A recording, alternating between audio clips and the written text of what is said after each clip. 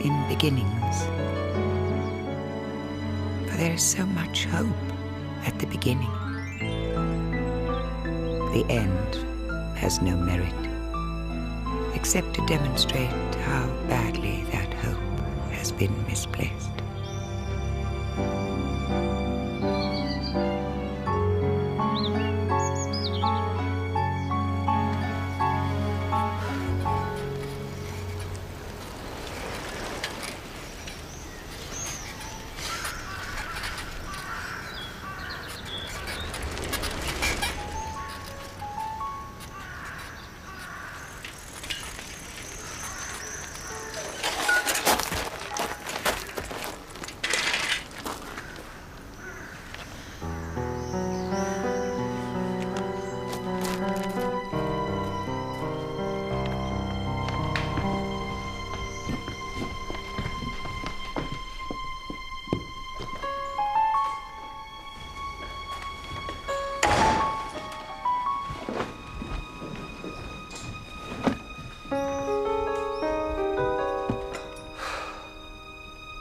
I wonder what she'll do wrong today.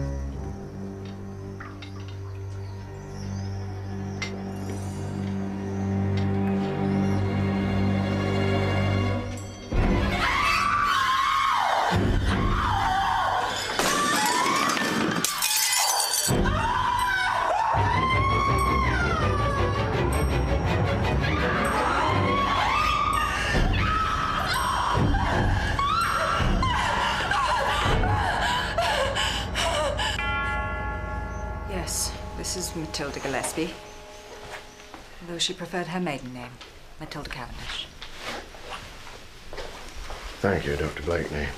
I'm sorry I had to subject you to such a... Oh, did you think I'd become hysterical? No. I never thought anything of the kind. I prescribed her 2 tablets of coproxamol 4 times a day. I also gave her diclofenac or misoprostol, but only when she had a crisis, when she was virtually crippled by the pain. Thank you. What's that thing? It's a Scold's Bridle, a primitive instrument of repression. When you take it off, you'll find that there's a sharp metal bit that presses. So, in the Middle Ages, they were used to shut up scolds. That is, nagging women. Barbaric. It's been in her family for years. What about the nettles? The flowers? Maybe she wanted to look like Ophelia. Ophelia? A character from Hamlet. She drowned herself with a garland of flowers. Shakespeare.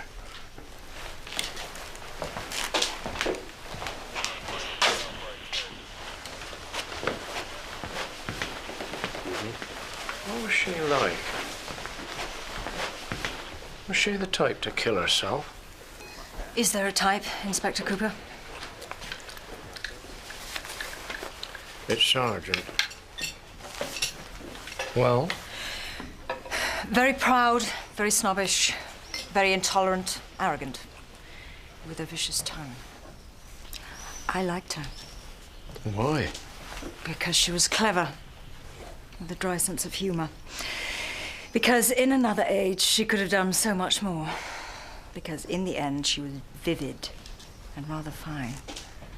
And no, despite the pain of her arthritis, she was not the type to kill herself. You sure? Look, I have a lot to do. You have my home number. I'm either there or in the surgery. I have no other life. Thank you.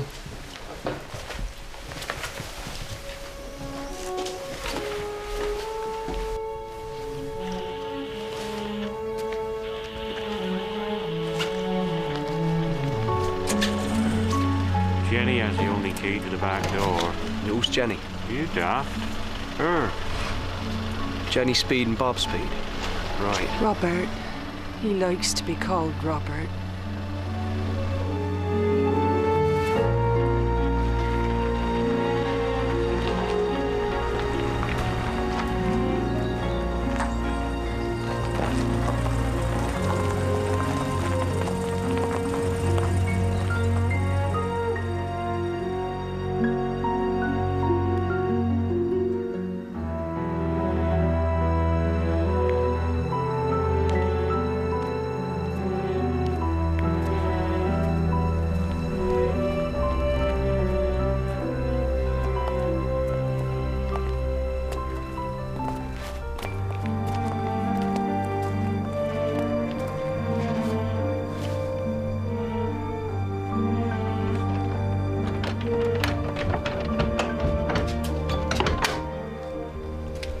Duncan Orloff? Yes. Come in, Inspector. It's Sergeant.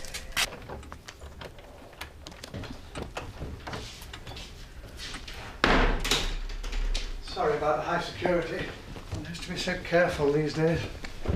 Violet, this is Sergeant Cooper, a detective. He has to ask us some questions. Yes, I understand. Hello, I'm sorry to put you through this. Would you like to sit down?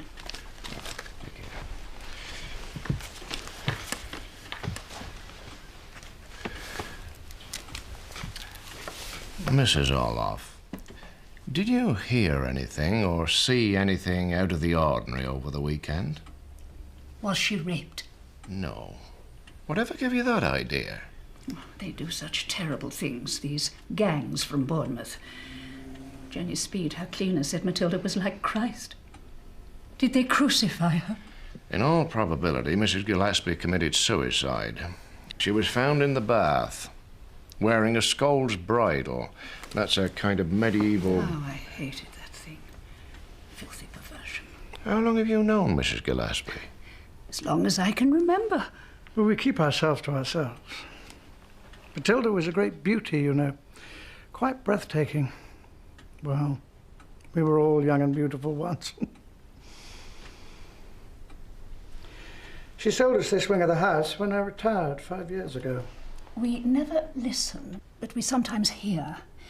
There used to be doors right through. They're blocked up now, but you can still hear. When her daughter comes down to visit her...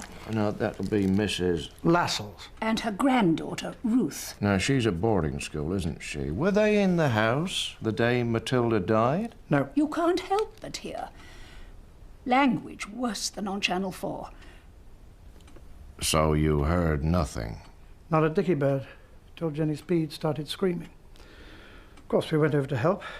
My wife tried to calm her, while I called you. If Matilda committed suicide, it was her daughter drove her to it.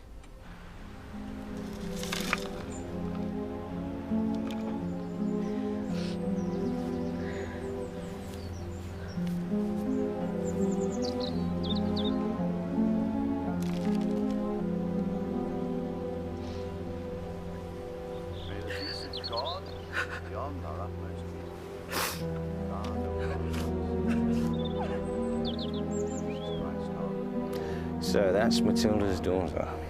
Jack, it's a funeral. And the other one's Ruth. Presumably. I'm very grateful, Dr. Blakeney, for all you did to help my mother. There is tea at the house. I can't. Thank you, that's very nice.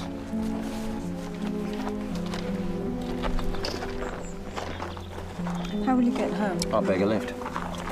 Someone's bound to be going my way.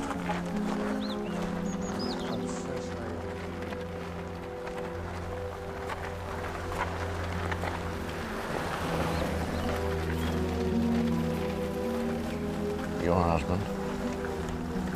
What? He doesn't hang about, does he? He's an artist. He wants to paint her. Can we talk? I have patients waiting. Please, Dr. Blakeney, I need your help. Please. Give me a moment.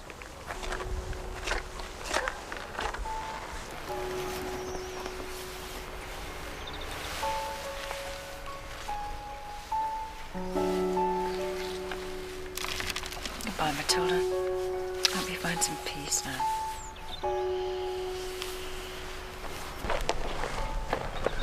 Your husband says he spent the night of the murder with an actress called Sally Benedict.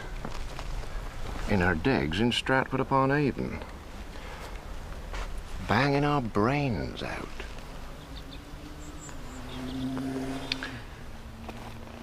My husband may cheat, but he does not lie. So you admit it's a murder now? A picturesque suicide, my inspector calls it. He wants it all wrapped up. Limited resources, just like the health service. It was possible, even for an arthritic old woman.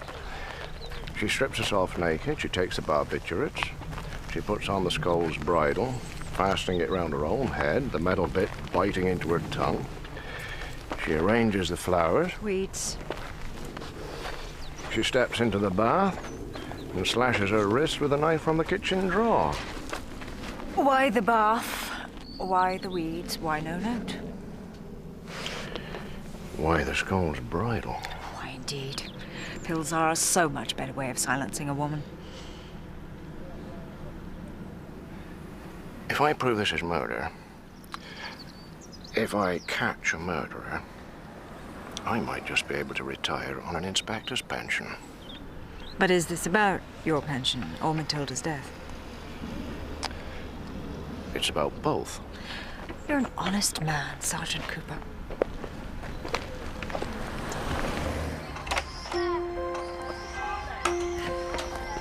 Come on, boys. Ah, my shoe came off. Come on.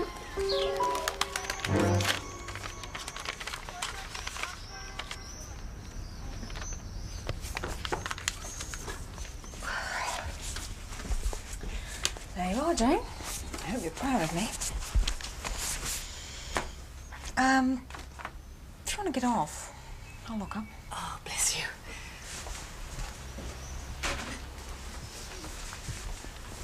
Was Paul all right after the funeral? Well, just about. He's very brave, but he will panic if I'm late. Not long.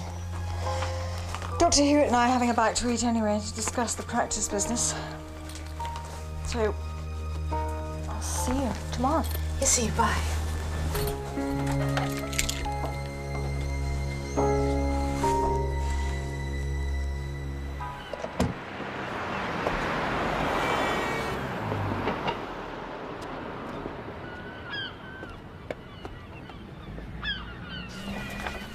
Crowned with rank fumiter and fallow weeds, with burdock, hemlock, nettles, cuckoo flowers.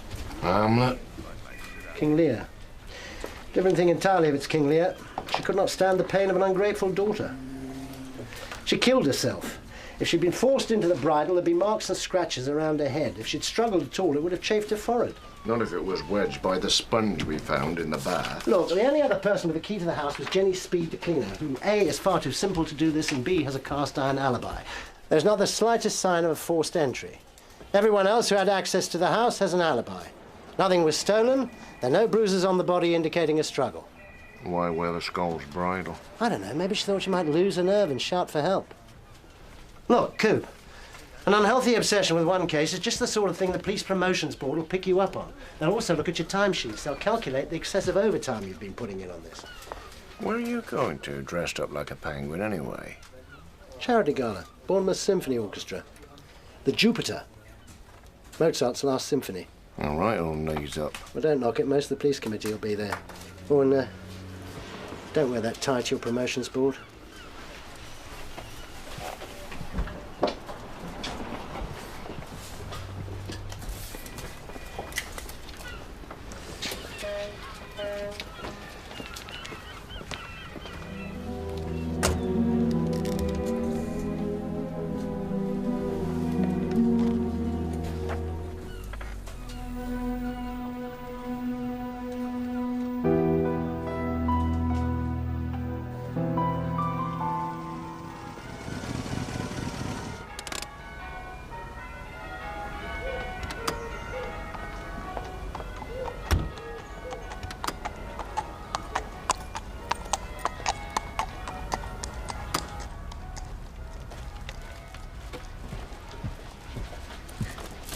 You're late.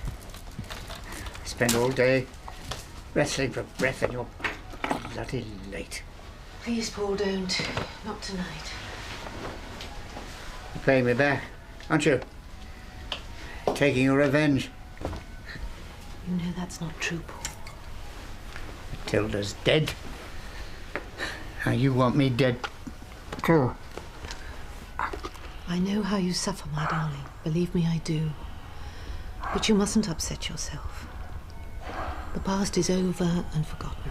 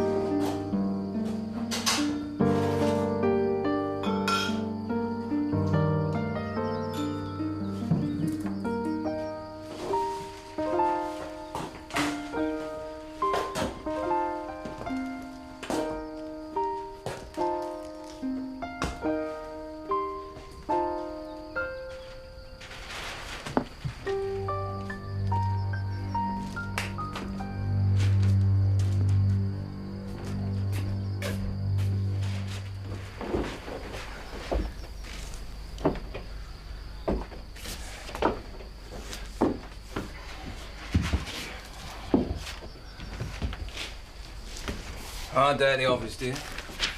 Practice meeting. Should we or should we not have a nice modern clinic and scrap all of the little village clinics? And let the halt and the lame crawl towards treatment as best they can. Joanna Lassells, naturally. It's a beginning. Jack, I've had enough. I'm not surprised. The hours you work, and then having to have supper with that pompous old fart Hewitt as well. What are you gonna do? I want a divorce.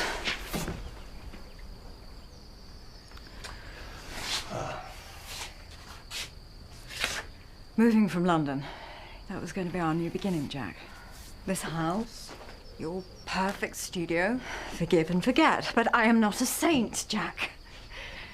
You said you would never see Sally Benedict again. Don't you dare speak. You told Sergeant Cooper that you were with her the night of the murder. It's a civic duty to lie to the police. Oh, please, no jokes. I am tired of being mocked. Because you go through life with a paintbrush tied to your brick. Can I say something now? No!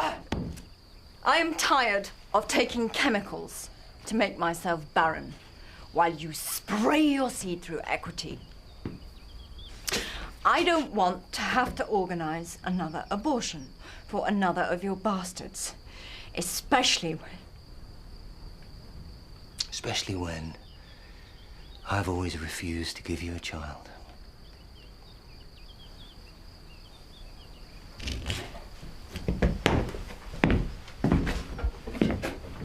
I want a divorce. Well, what can I say? Huh? Since you're judge, jury, executioner, believe what you bloody well like. I make no secret of where I go. Even your betrayals demand an audience now.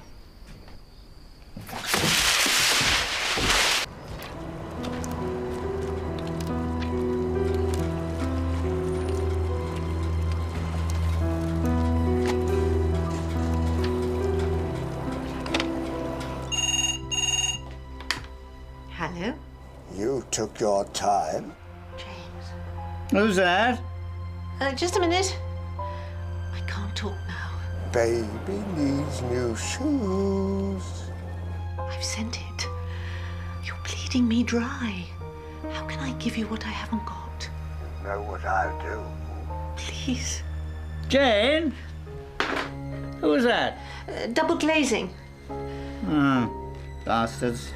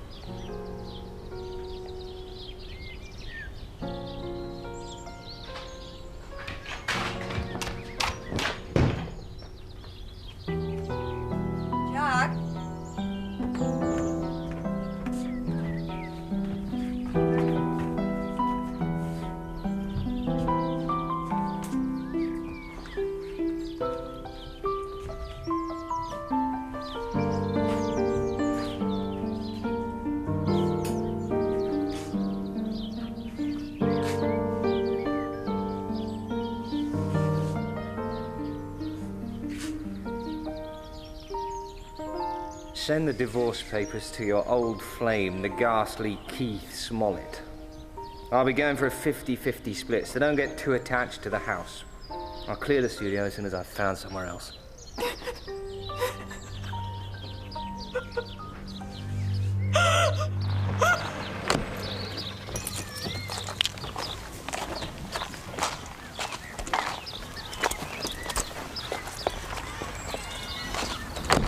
What's the matter? No.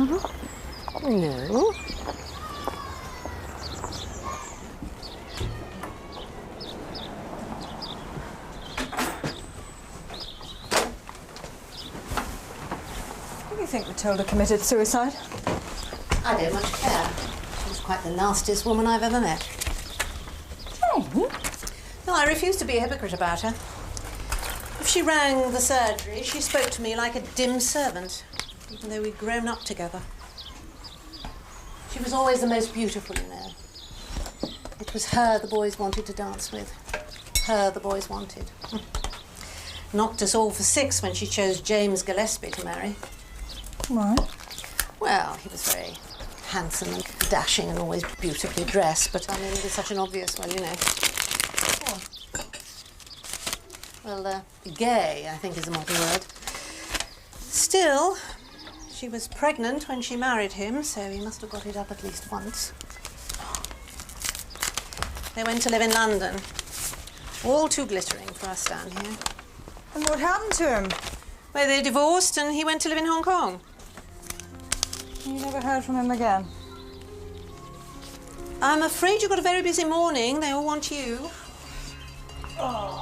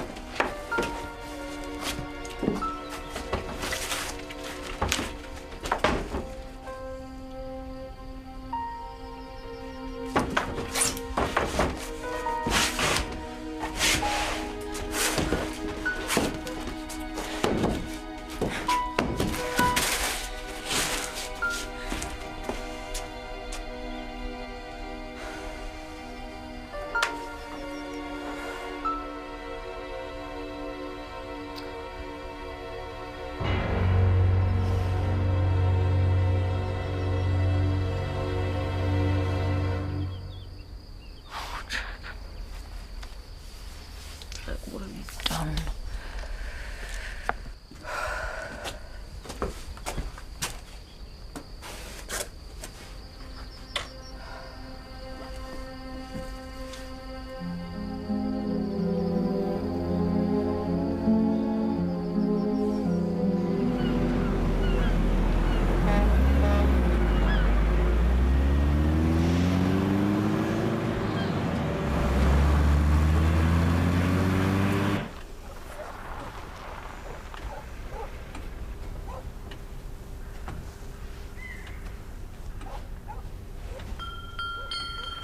That'll be Mummy's solicitor. Ruth, dearest, let him in. I think he's called Dougal. It's Duggan. Tim Duggan. I really don't know why he wants you here.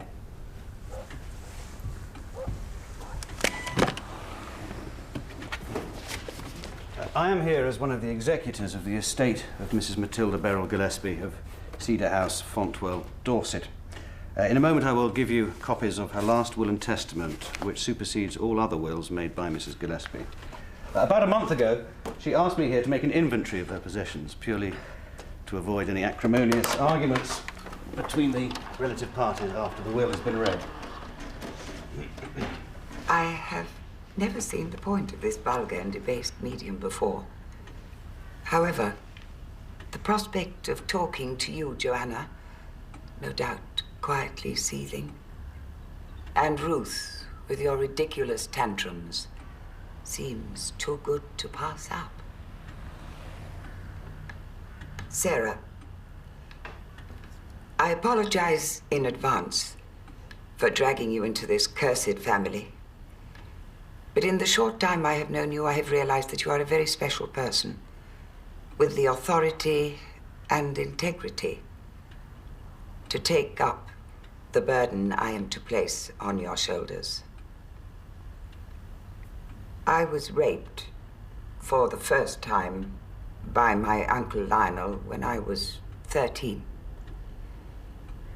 My father, Sir William, the supremely respectable MP, connived in this because he needed his brother Lionel's money. We had no money of our own. When I became pregnant by my own uncle, my father, to avoid a scandal, married me off to James Gillespie, of whom the best thing that can be said is that he never raped a woman. Joanna is Lionel's daughter.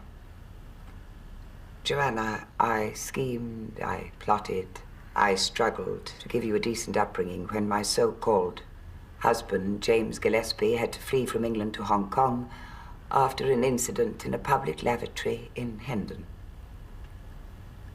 When your father, Uncle Lionel, became old and maudlin, he made a will and tried to leave his money to his natural daughter, Joanna. It was this will, Joanna, you found one day and came out screaming that the money was all yours and you would throw me out onto the streets. We shall see who is thrown onto the streets. Lionel's will is worthless. He would have had to go to court and swear to having sex with his brother's underage child. When his brother, my father, explained this to him, he killed himself with an overdose of barbiturates, the only decent thing he ever did. I came back here to take care of my father, whose own health was failing. Women, take courage from this. Ruth, my dear, men get old first, then they are in our power. And when they drink like my father, they get old fast. Soon we are wheeling the tyrants around in their chairs. I made the old fool wear the Scold's bridle if he whined at me. Ruth, I had intended to leave the money to Joanna and Cedar House to you.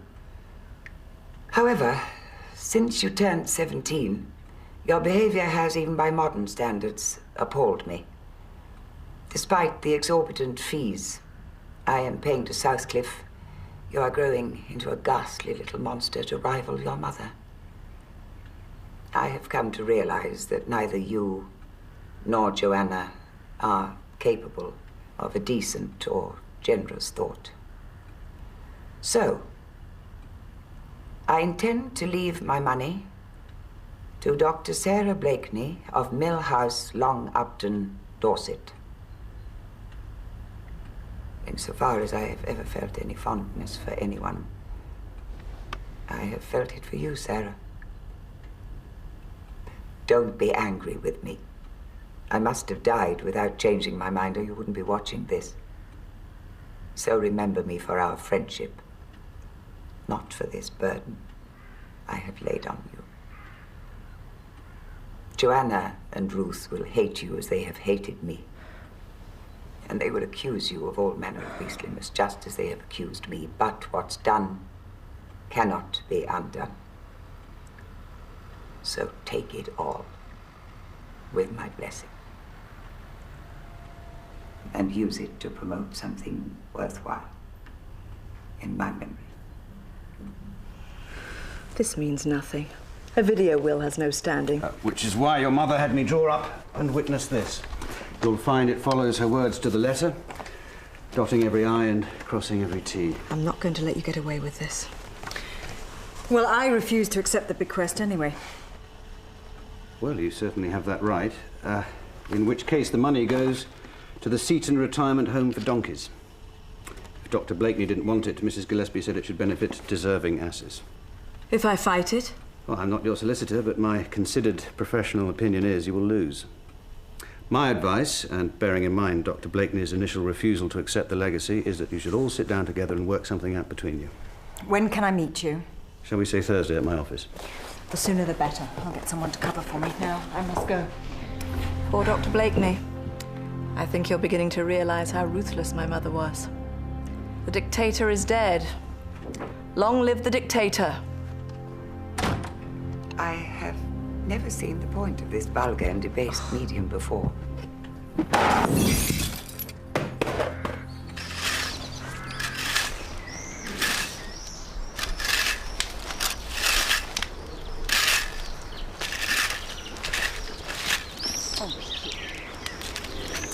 Oh, shit!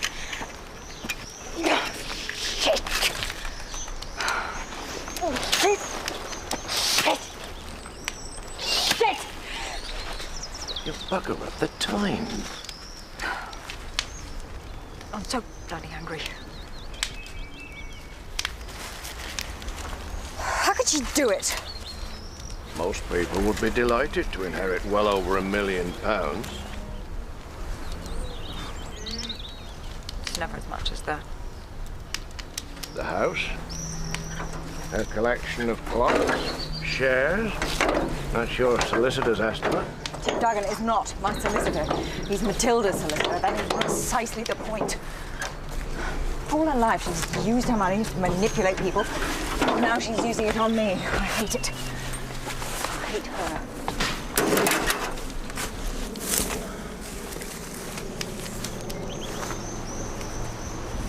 Did you kill her, Dr. Blakeney? What? You prescribed the barbiturates. You have no alibi, and you have one hell of a motive. But I didn't know. You are the prime suspect.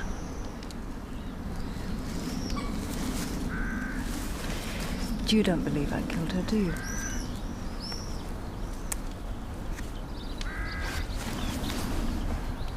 One of your dependents might have done it.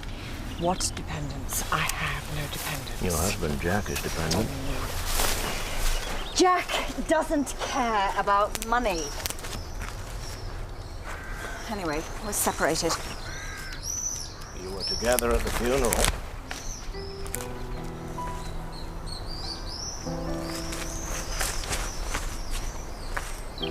Come with me.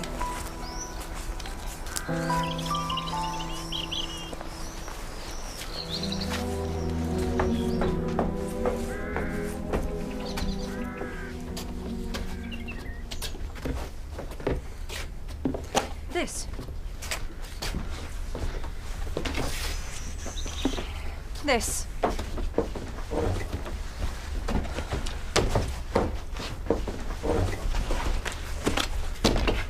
This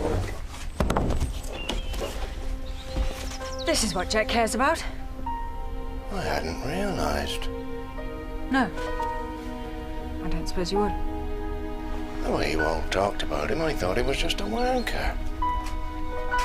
I didn't realise it was so bloody good.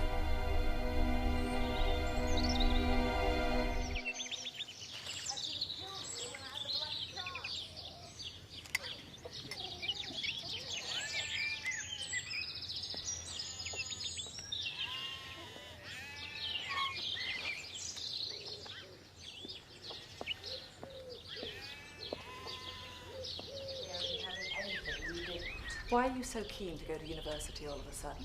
A few weeks ago you were saying you weren't even going to bother with A-levels. I don't want to end up like you, spreading my legs for money. Better a whore than a thief. Matilda kept a list of all the things you stole. Fortunately for you, the police were too stupid to find it. She wouldn't have minded. She always gave me everything I wanted. Oh, perhaps I'll give it to them. Let you rot in prison for a bit. Perhaps I'll tell them how you tried to kill me when I was a baby, how you drove Daddy to his death, how you killed Matilda. How you were here, not in school, on the day she died. I would never have hurt Granny. I loved her. She told me how Daddy loved me. How when I was a baby he would stare at me for hours, cradling me in his arms. He was stoned, my darling girl. Get this into your thick little A-level head. Your daddy only loved one thing. Heroin. But he was beautiful. Don't touch me. Certain lights you're so like him. Leave me. And to the third and fourth generation, Matilda's poison's in us all. And it's worse than any drug.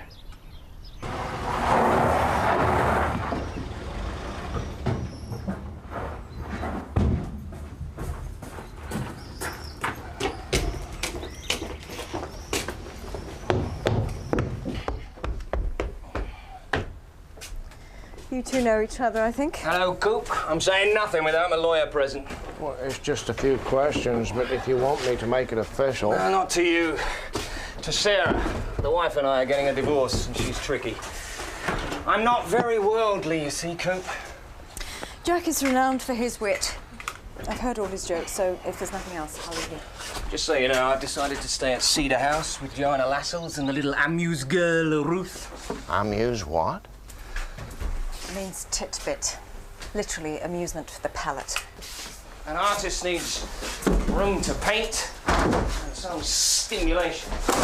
Not the spectacle of holier-than-thou women nailing themselves to their own suffering. You bastard. You've probably heard that I exploit my wife.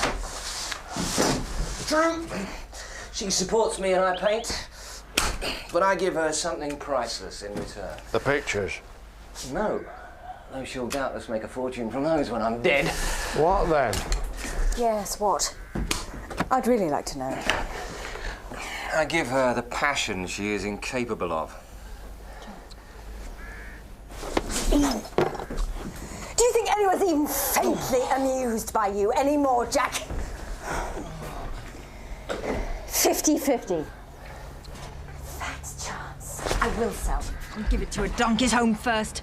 There you are, Sergeant. I've done the 3rd degree for you. Ask your questions.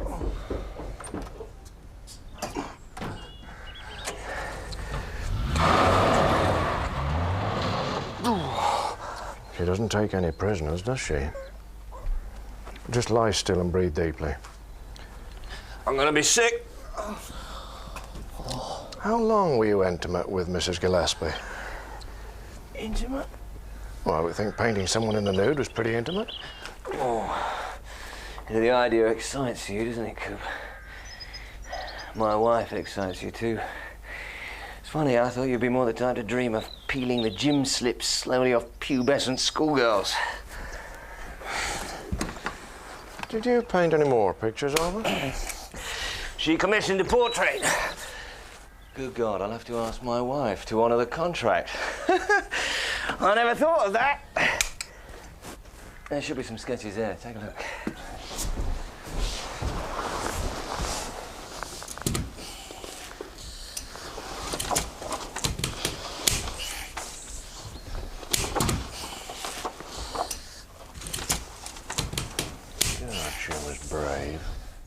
Yep, she was heroin. She would not be broken, not by her history, nor by her arthritis. Somebody got the better of her? Yeah, and if I ever catch the bastard, I'll lock my hands around his throat and squeeze the life out of him. Did you love her? As a subject, yes. But not in the way I love Sarah. Matilda suggested the nudity. It was her idea. And the Scold's bridle? Was that her idea, too? Yeah. This is me. This is my pain. Take me as I am. And did you? No. I don't generally sleep with the people I paint. There's no need. Well, that's a relief. Why? Because I'd like you to paint my portrait. Perhaps it might help me see who I really am. Do you have a picture of your wife?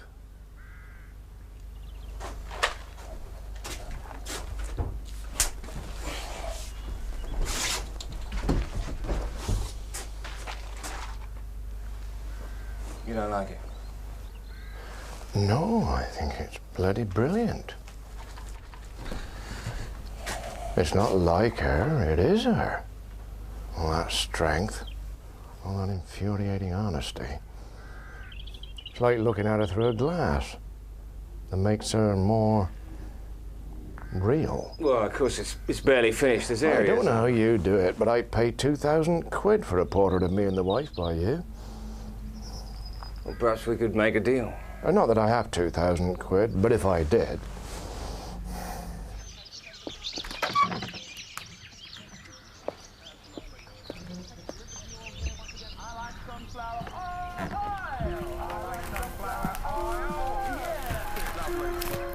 Pour a bit of that in then, boys. That's what we like. Okay, now that pan to be really hot, you can see. That's it, you can see that's it. Be careful now. And what I want you to do, because we're going to be doing some stir-frying, is grab hold of your towel there, and when you're stir-frying, you're putting anything else in, your hand's protected, and you grab it like that, okay?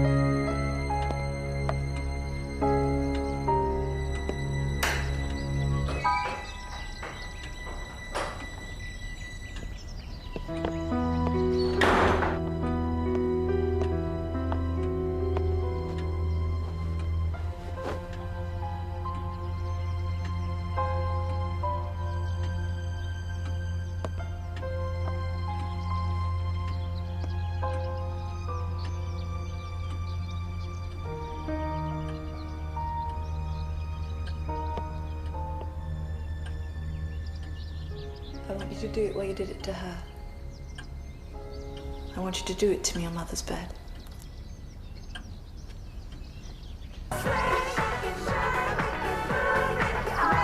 Hey! Duncan, ring the police. Drinking? Why not, after what I've heard? If you don't listen, you won't get upset. Ruth called her mother a whore, and apparently, Joanna says, Ruth was stealing from Matilda. There's evidence they should know. It's none of our business. What about when the place is sold? What happens to us then? We could have anyone living next door. Noisy games, parties, sex orgies. Oh, my God. It's pronounced orgies. Now take a Valium, have another sherry, and lie down. I will make the supper. See, at the moment, I'm having a bit of a spice dilemma. I just cannot decide which one was my favourite. You know, one day I'll say, oh, Jerry, and it's no, it's Emma, and then... Do you know something you haven't told the police? Do you know who killed Matilda? Oh, pull yourself together. It's not our business.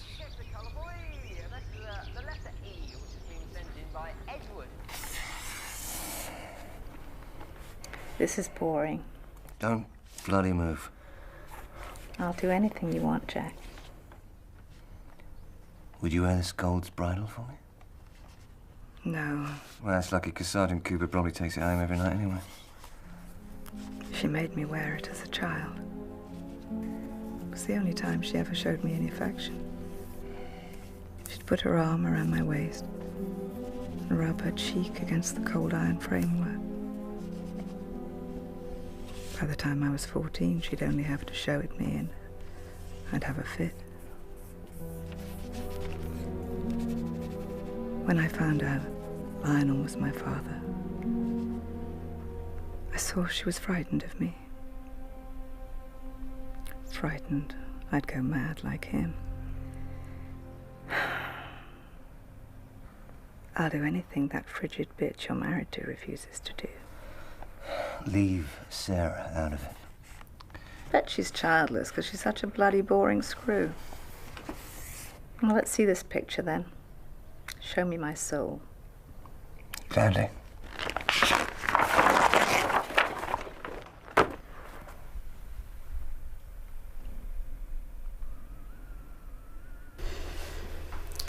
Well, you wouldn't want that Dr. Sarah touching me. Not now. Is that what the gossips are saying? I was wondering why my surgery was thinning out. As far as I'm concerned, if you killed that old bitch to get her money, good luck to you. Head's not engaged yet.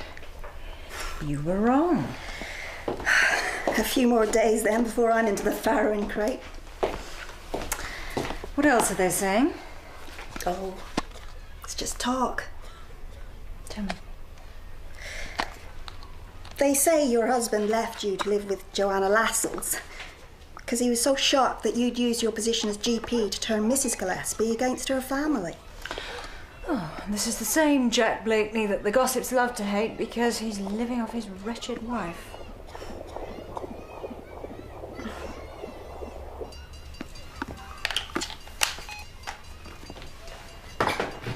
Oh, I didn't mean to upset you, love. Oh, that's all right. First things first. This is your third, and you are not a sow, despite your jokes about farrowing crates. She'll come quickly, so be a bit careful. She? How do you know that? Oh, I don't. It's just that with those two boys herring around the farm, you could use someone sensible. So ring me if you've got any worries. It's only a baby. Polly, I'm being serious. You be careful too. I'm sorry, love. I'll be a couple of hours, yeah? You have to? Yes. Is it that bloody murder? Yes. I'm sorry. Did June finish her essay? She says nearly. Oh. She's out with Wendy. Oh, she's not staying out late again, is she? The books she needs aren't back in the library till tomorrow. No. Oh, all right. Try not to be too late. Yes, I'll be as quick as I can.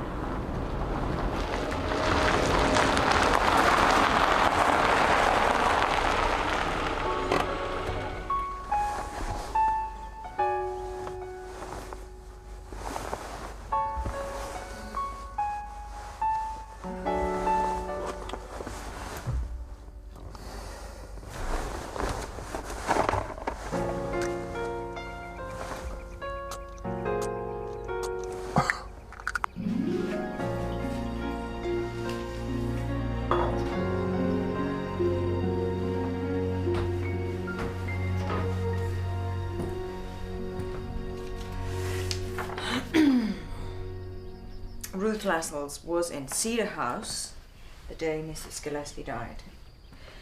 She stole some earrings. Joanna knows who stole them.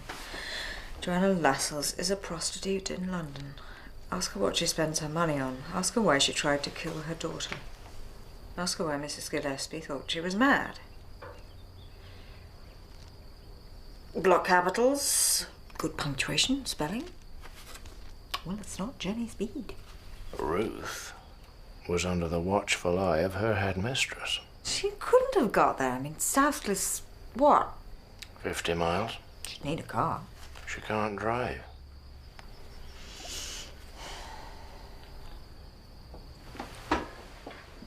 Sarah.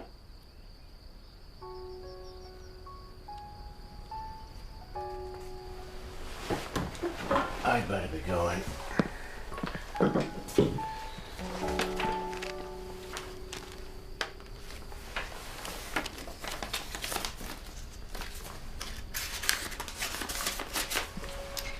Maybe someone gave her a lift.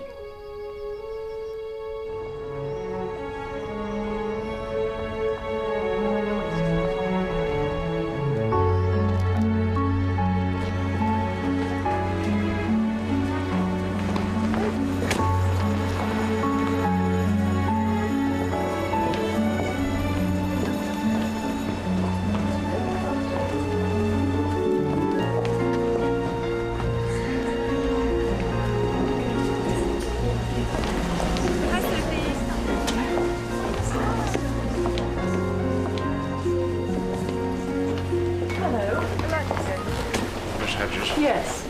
I'm sorry it's not possible for you to use my study. You'll be fine in the drawing room. This way. How many girls have you here? 350. How many teachers? 36. Here we are. And here is Ruth. Ruth, I will stay with you if you like while you talk to the detective. That won't be necessary, Miss Hedges. I've been questioned by Sergeant Cooper before. I'll be all right. I'll see that you're not disturbed. Well, this is quite a place. I wish my daughters had your advantages. It's not as good as it looks. Shall we sit down? I think I'll stand.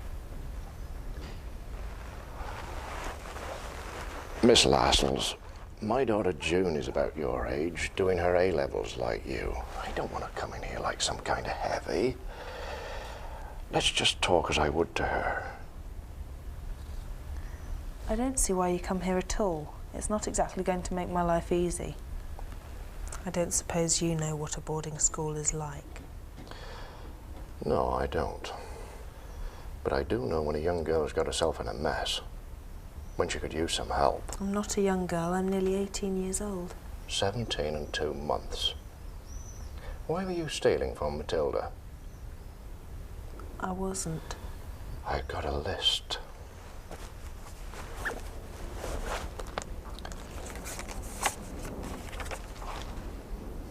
Who told you to steal these things? Granny always gave me things. Who gave you a lift to Cedar House on the day Matilda died? I hitched. So you admit you were there? I want a lawyer.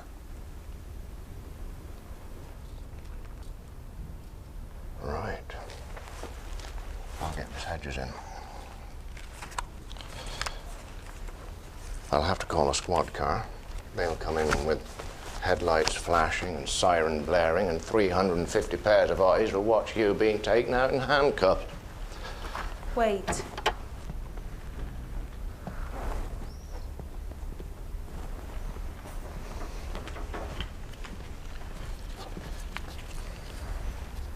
Go on, later.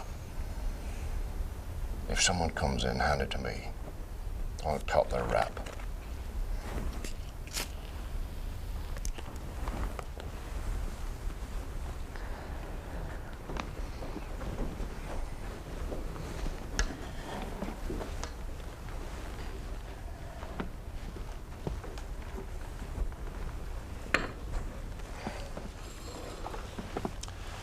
I found that list in Matilda's bedside table.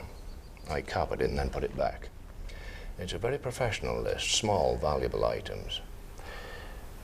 You're not a professional thief, but he is, isn't he? What's his name? I don't. Where were you fencing it? Is it drugs? No, I would never touch drugs. Ruth, I look at you. I see an intelligent young woman who's done her best in a very difficult life. But some things you can't handle on your own. Let me help. Look, I don't care about the thieving. What's more important is Matilda's death. came to do the tarmac. I'd sneak out and go on trips in his van, walk on the beach, eat fish suppers. Did you have sex? We made love in his van. Then his business started to go wrong. Granny was so rich. I mean, if I'd asked her for money, she'd have given it.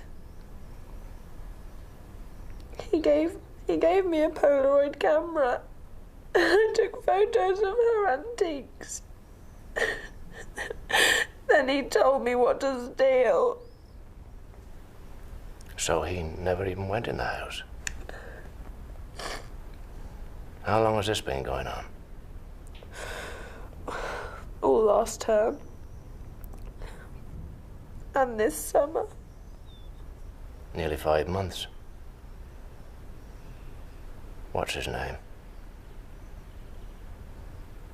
Please.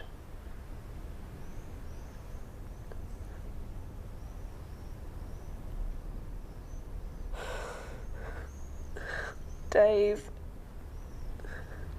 Dave Hughes? Bastard! I never said anything, you just guessed. He can't blame me, can he? God, what will I do? I'll get expelled and I'll never get my A-levels. My only chance to get away from him is to go to university far away. You have very bravely told the truth. Now you will see how the burden lifts. We will go to your headmistress.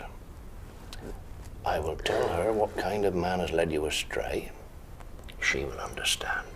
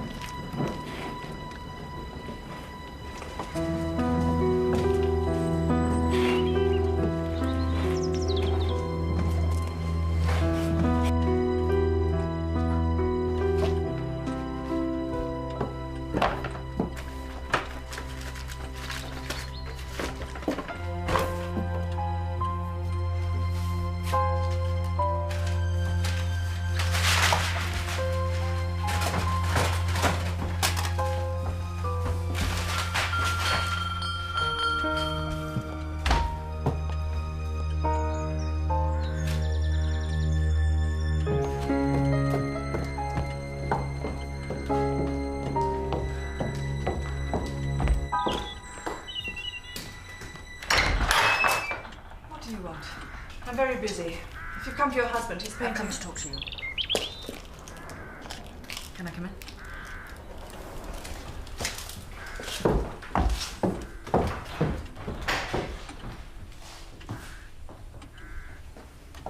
I don't know what Jack's problem is. It's a perfectly sweet little summer house. Shut up about Jack. He has a habit of intruding on every conversation I have. I've come to build some bridges. Oh, very good. Please, Joanna, we have to be rational. I went through a lifetime of hell with Matilda and I got nothing. You sweet talk her for a few months and you get the lot. I admired your mother. Some people admire Hitler. I hated her guts. She's down there pulling our strings. Even now she's in hell, we're still dancing to her tune. If I give up the money, you will have to fight the charity for it. If we leave this to the lawyers, you and I will die with nothing, and they'll still be pocketing fees. Female solidarity, is it? If you had any idea how ridiculous you are, Mrs. Frigid Dr. Blakeney. Think about Ruth, We have to sort something out quickly for her sake. Leave my daughter out of this. What would you know about children, anyway? Oh, please, Joanna. Is this how you talk to my mother? How she must have fallen for the sweetly reasonable Dr. Sarah, always ready with the pills and the needle. Maybe you think I haven't got a case. But juries aren't stupid. Wait till they hear about your husband painting her in the nude. Wait till they see the evidence of his sketches. We have got to make a deal. I don't want a deal. I want surrender. Now I have to go, to get back to work. You can let yourself out.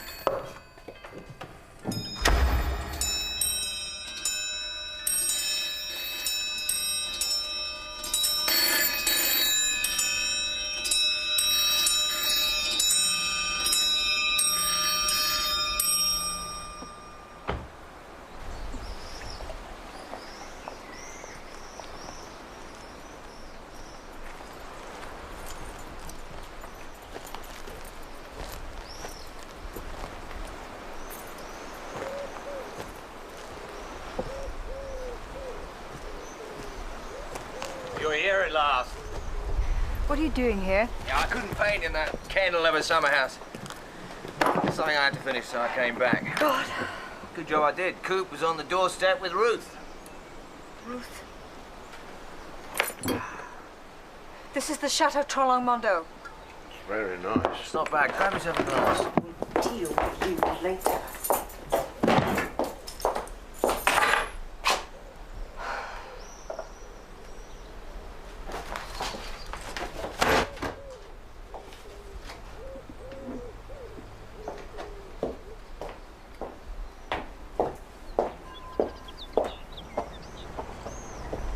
Don't speak.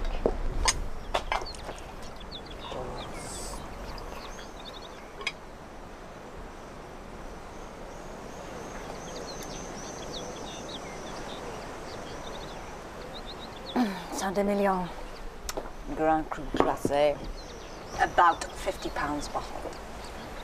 How the other half live? Shut up. Yesterday, Polly Graham informs me that I'm regarded as a murderer by most of my patients, whilst the remaining few have invented imaginary diseases so they can come and gawp at me like I'm a freak. This afternoon, abuse from your new girlfriend, Joanna. This evening, ex-husband and Sergeant Plod swilling down wine that I had pathetically laid down for our 10th wedding anniversary, as if it were Budweiser. Ruth's asleep in the spare room. She's been expelled. It's my fault. Coop persuaded her to confess, to make a clean breast of it to the school. Apparently she'd been having an affair with a minor criminal. I thought they'd understand. They'd help her. I never thought they'd chuck her out in her ear. But surely they rang her mother. Correct me if I've got this wrong, Coop. She can sleep in a cardboard box for all I care. I'm not having her here. I've got too much to do. We know this Dave Hughes. We've never been able to pin anything on him. He preys on lonely young girls from rich families. He seduces them, then he gets them to steal for him. He's very clever. If the girls get caught, their families refuse to let them testify. He even gets them to censor stuff for him, too. It's a sweet operation, practically foolproof. And there's something else. He has some way of punishing the girls. Some way of enslaving them. She's absolutely terrified he's going to come back and get her. Get her and do it to her again.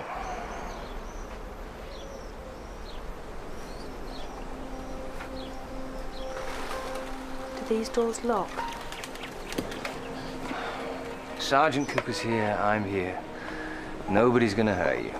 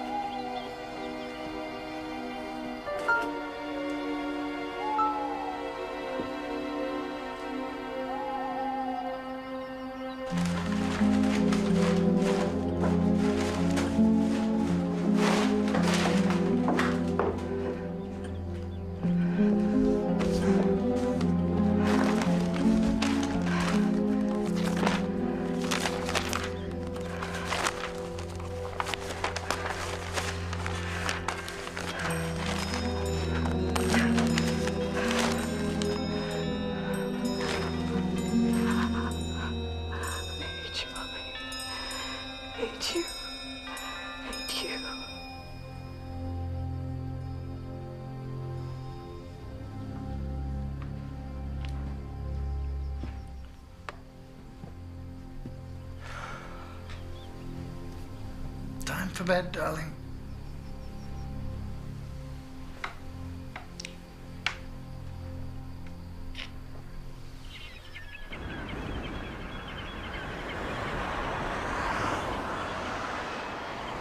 I had another go at me last night about car radios. He said it's beginning to affect the tourist trade. Tell him the kids need them to buy drugs. Very funny. I got the landlord of the Three Pigeons says he saw Hughes's van in his car park the day Matilda was murdered. We have to do something visible. High profile. Dramatic. I want to pick Hughes up. Scare the shit out of that bastard. That could be just the sort of thing they'd like to see. Hughes doesn't make car radios? I know that, but they don't.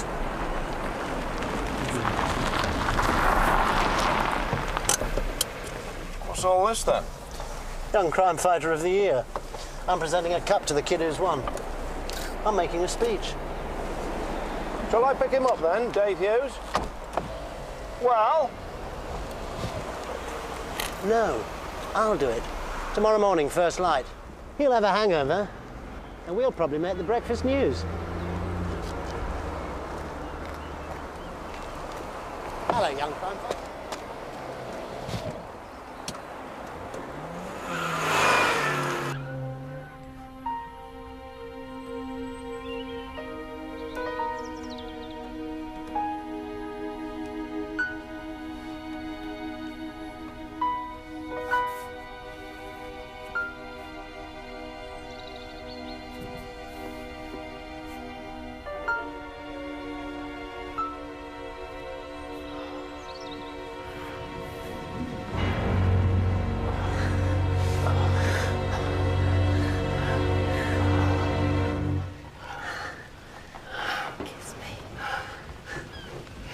Tell me you love me. I love you.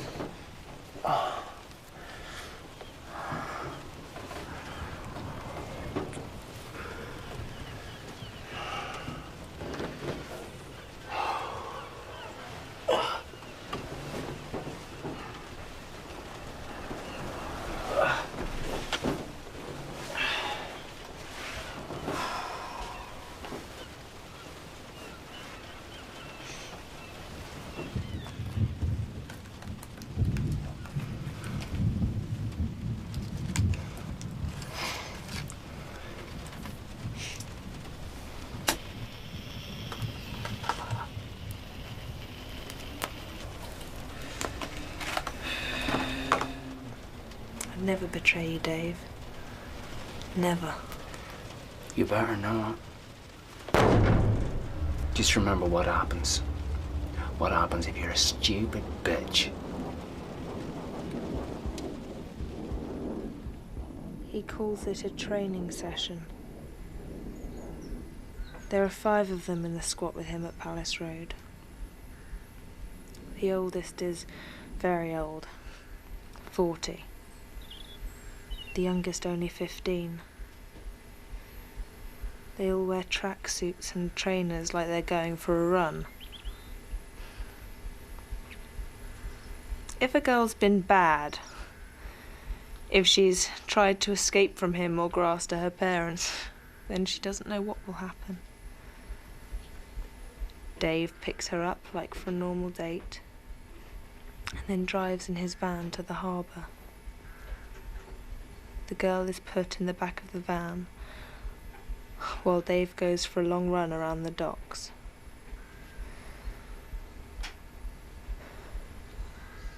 The others take turns with her. One after another, after another. 2 and 3 at once. They drink their cans and watch and joke. You filthy whore! You slag! You know you love it, you dirty tart. She can't do anything. They're too strong. Again and again and again, so she'll stink of them all her life.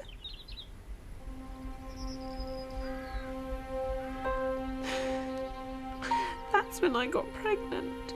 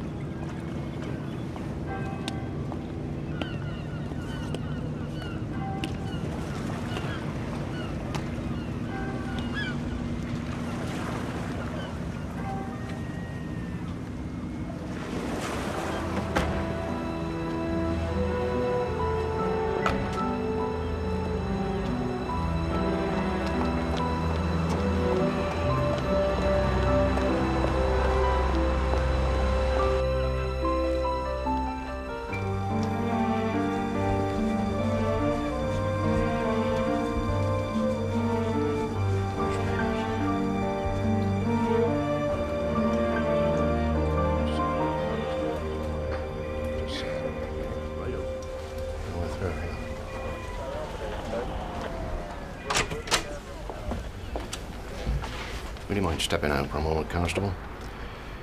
I'll take responsibility. I'll be outside the door. Watch him. He's a vicious bastard.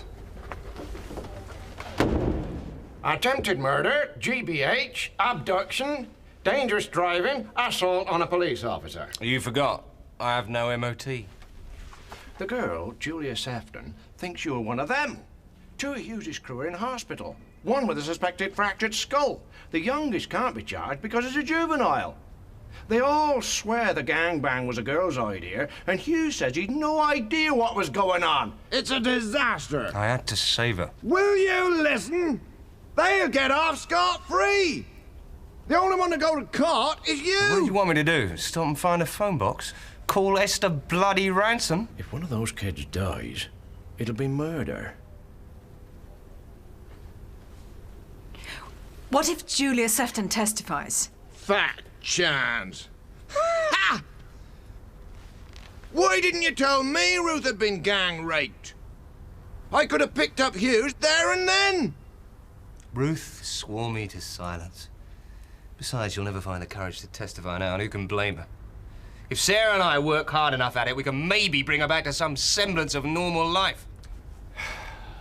I'll have to try and hush it up.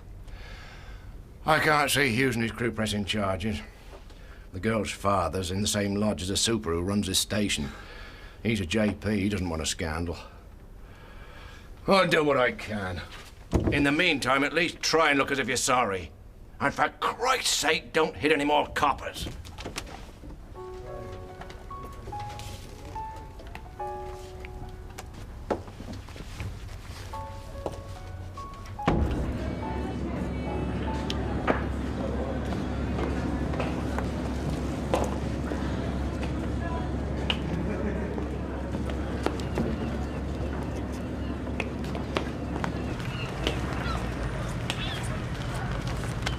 I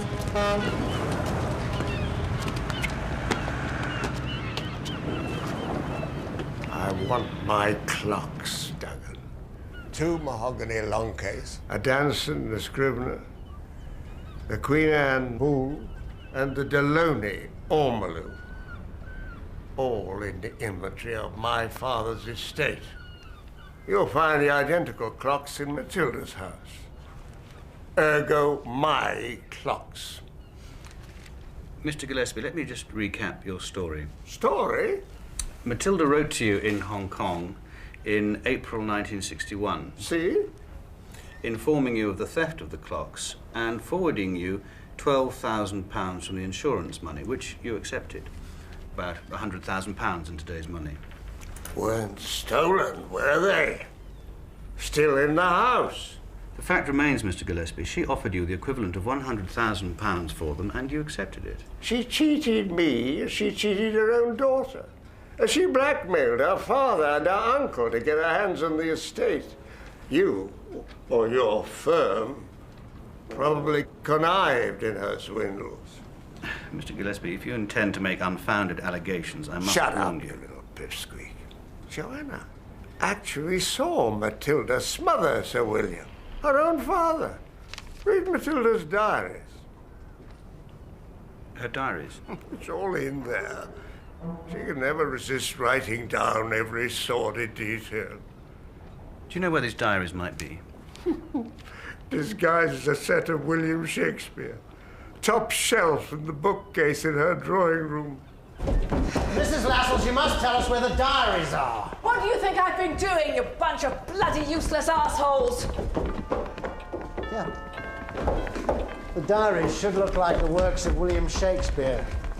But they'll be handwritten, and she could have put other loose covers on them. I want every single volume checked. It'll be good for your education. Carry on. This is my house!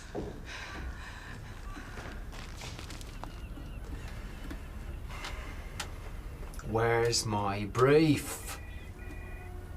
Why am I still here? Rape. Conspiracy to rape. Abduction. Holding without consent. Conspiracy to hold without consent. Assault. Sexual assault. Theft.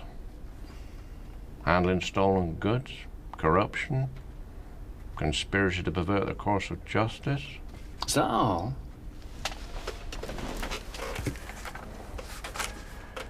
Sarah Langdon, Gina McNeice, Leslie James, Sally Vincent Miles, Julia Safton, currently in hospital after the little party you organised for her last night. Those are just the ones we know about. Do you deny you had sex with them? Why should I? They're all over 16. Ruth Lascelles been telling Slag. me.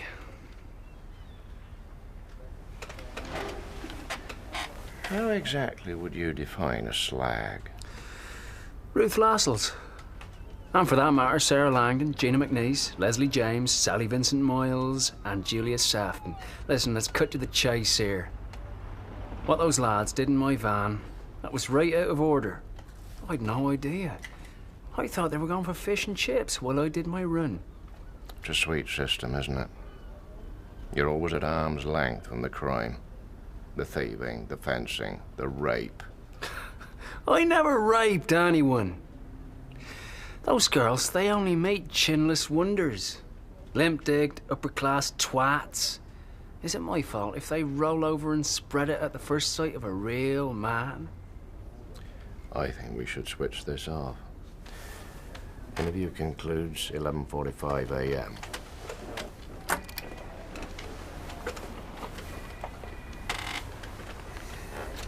I'd rather you didn't. Passive smoking's a killer. I don't spend 14 hours a week down the gym to have it all ruined by a vice I don't indulge in.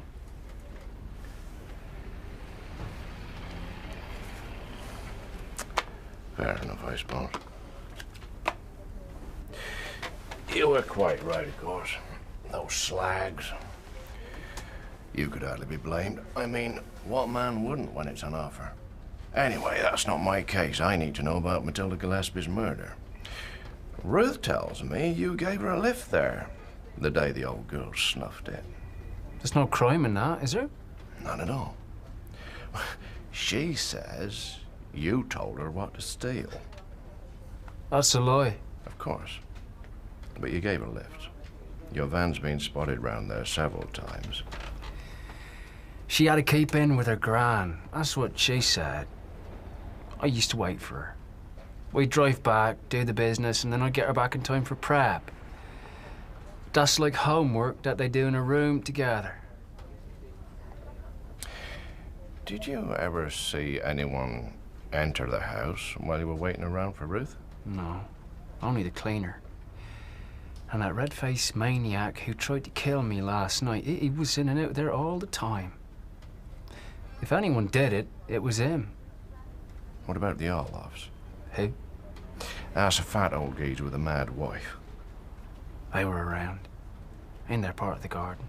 You know, weeding. If you did remember anyone, or anything out of the ordinary, I could do you a bit of good upstairs.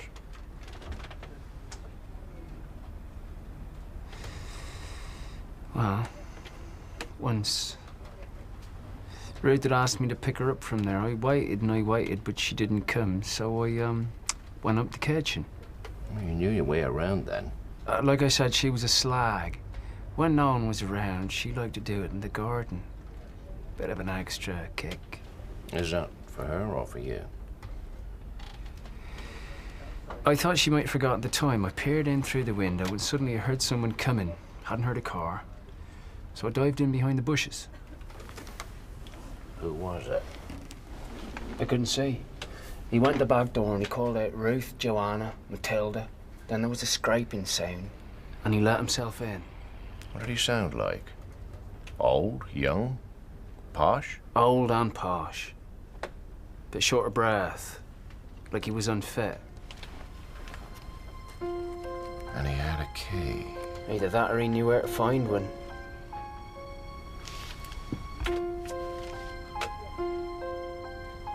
Joanna!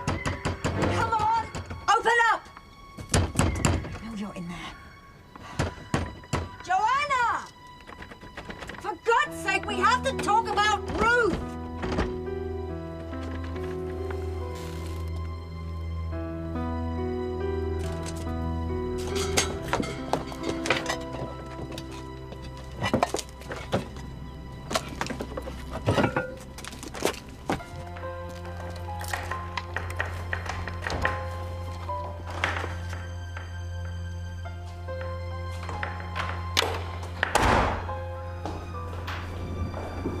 How dare you break into my house? How did you get in? How? Shut up. Don't speak to me like that. Where did you get that key? Don't you touch that. You've had a key all along. I'm calling the police.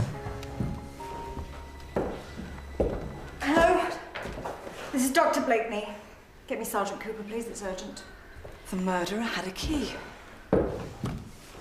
Oh, I've done something really, really stupid. What do you mean you forgot? I just did. Matilda put it there for me months ago, when her arthritis was really bad. She was frightened that in an emergency she wouldn't be able to answer the door to me. So you picked it up and now it's got your prints on it. Very convenient. Oh, I made a mistake.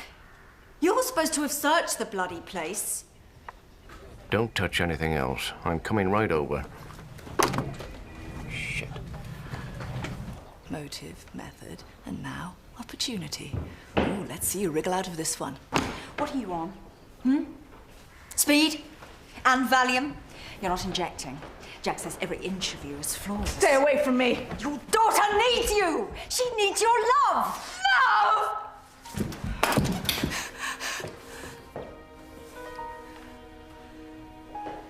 Ruth made me so ugly. For 9 months I was obscene. Men turned away. She ripped me open, made me bleed for weeks. Then she screamed day and night. Nobody told me what to do with the baby. Matilda found me with a pillow. You have to understand, I was only trying to stop Ruth screaming, that was all. I needed help. Joanna, you've been very bad. You'll have to wear the bridle. She held it up.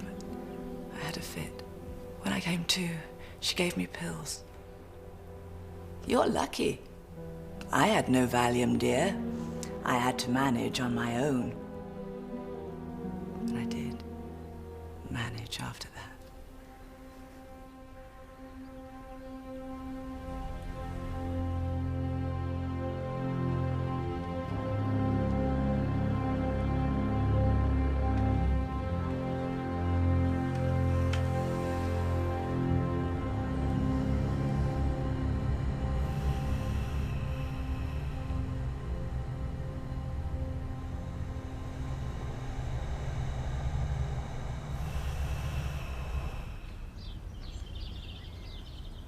Something the matter?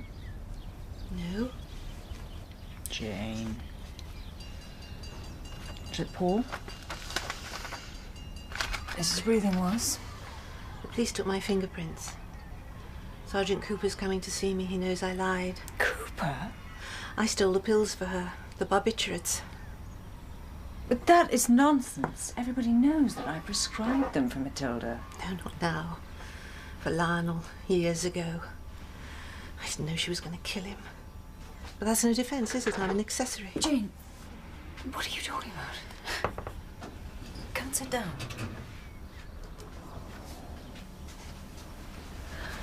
Start at the beginning. Right. How do you know that the pills were used to kill Lionel? Because she boasted of it to James Gillespie. She ground them up and put them in her uncle's Horlicks. She said the only thing she regretted was that he didn't suffer. Where did Cooper find your prints? In Matilda's house. I said I hadn't been there for years, but I went to see Matilda just before she died.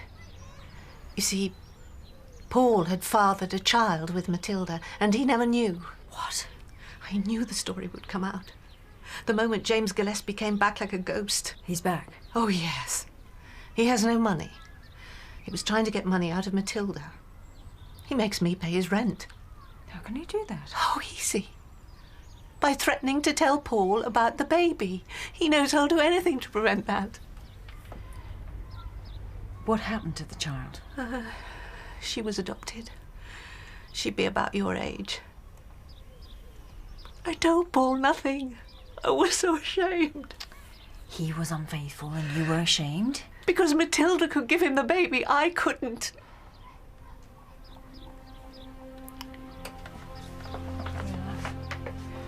We'll get Cooper to interview you here. Give the money away. Burn it. Anything. Don't suck Matilda's poison in, dear Sarah. Please don't.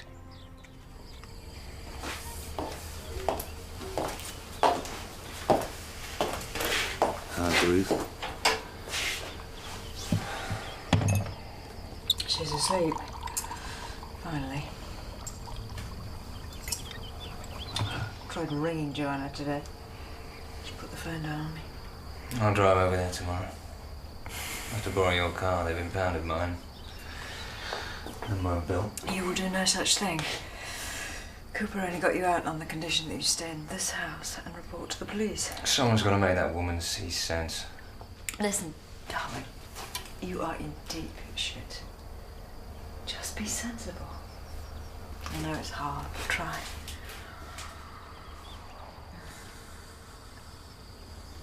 I didn't sleep with Joanna. I just did the picture. I know.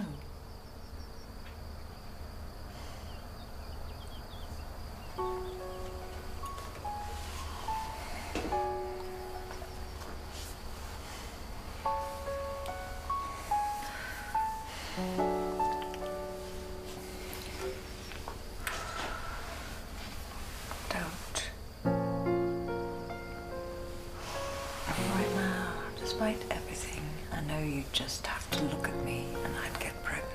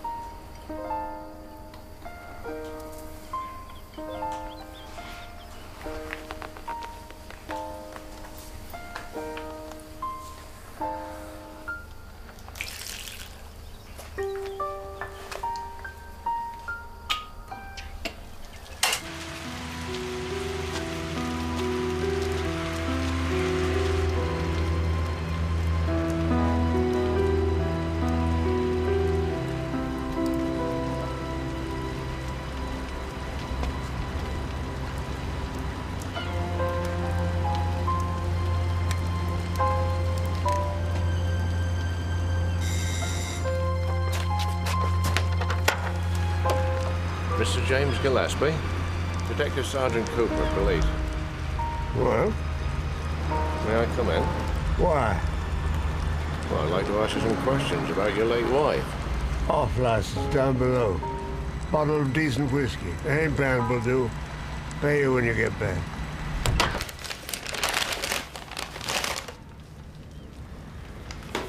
Write your check.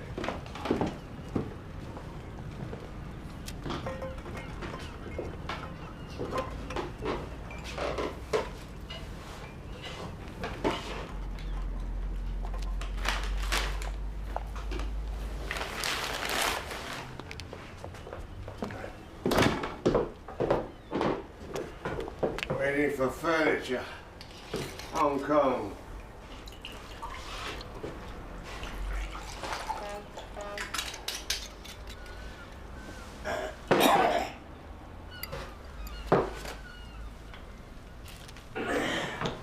Your ex-wife was murdered. Thought it was suicide. You went to see her. I wanted my property back. She cheated me. Blackmailed me. Drink up.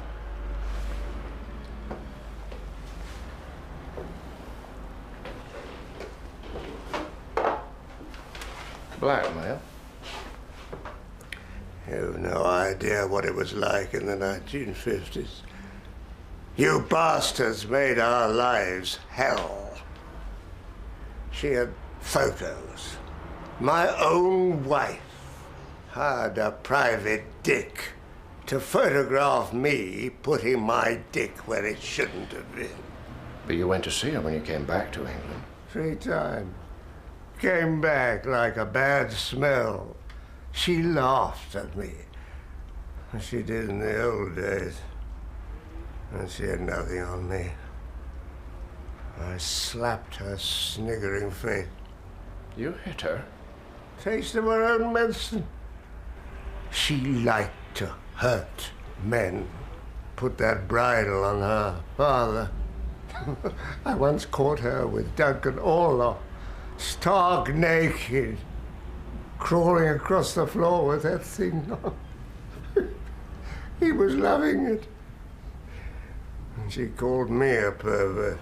Tell me about the diaries. The solicitor blabbed, didn't he? Well, what else do you expect? I gave them to her when we married. Blank pages in brown calfskin leather. 10 volumes, you know. She's just about filled them by the time she died. An extravagant present? Especially as you hated her. That's a tragedy. I didn't hate her then. I was prepared to play her game. I would have been discreet about my tastes. In those days, you bloody stayed in the closet anyway. Nobody else was going to be a husband to her 6 months gone. I didn't love her, but I knew what it was to be unable to love.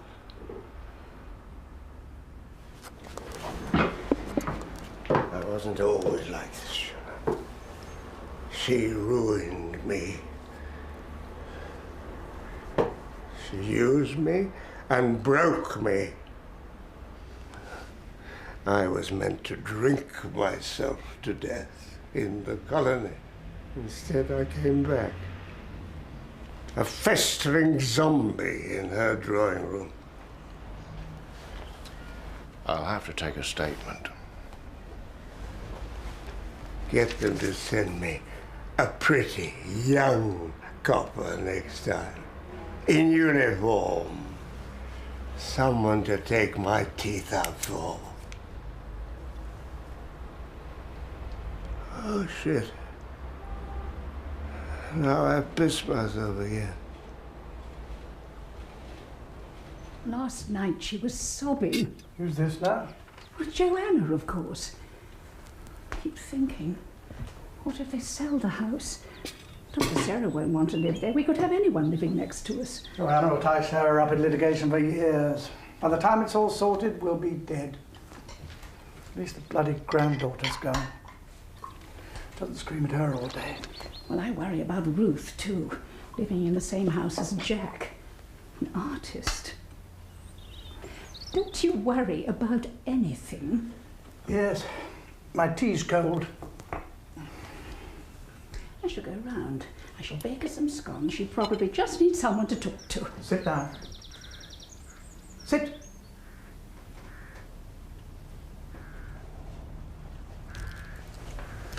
You'll do no such thing, do you hear me? Whatever happens in Cedar House has nothing to do with us. Understand?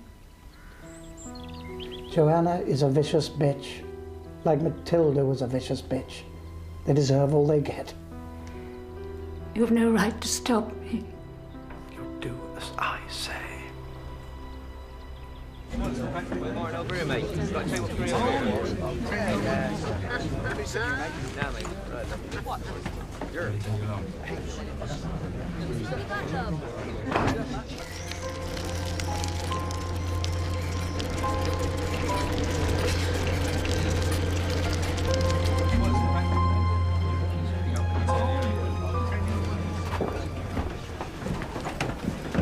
Well, we now have evidence that Blakeney's a violent man. Also, he was quite able to get Matilda to take off her clothes, put on the Scold's bridle and get into the bath. All he had to do was say he wanted to paint her like that. No wonder there were no bruises. But why? He didn't know about the will. Nobody did. That's what he says. Look at his alibi. It's not one word of truth in it. Besides, I don't trust Sarah Blakeney. They planned this together. Number 20? My God. That's practically a murder weapon. She didn't. They didn't. I'll stake my life on it. It's not much of a bet, really.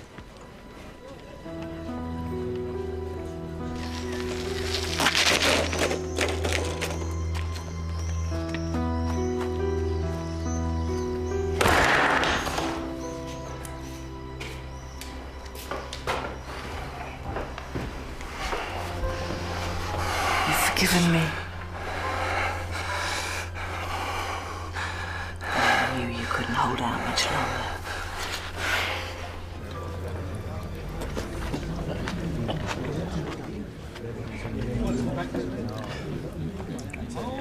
Gillespie told me that Harloff and Matilda played S&M games together.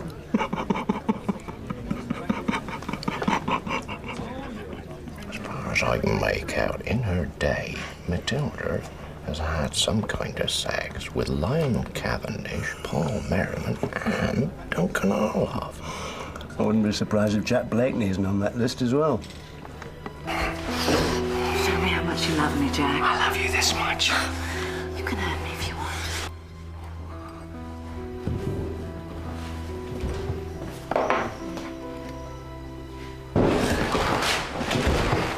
Anything. Oh, so beautiful. I can't let you. You, Matilda. It must stop. For Ruth's sake. Careful. Oh. It was you.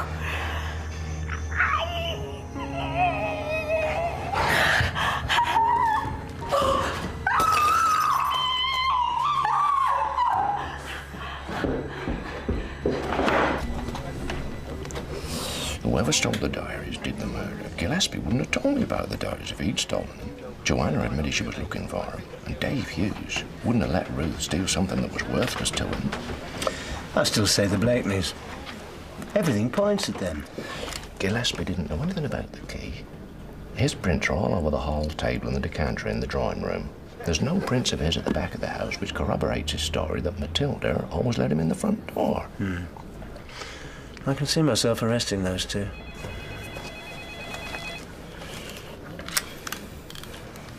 Yes. Yes.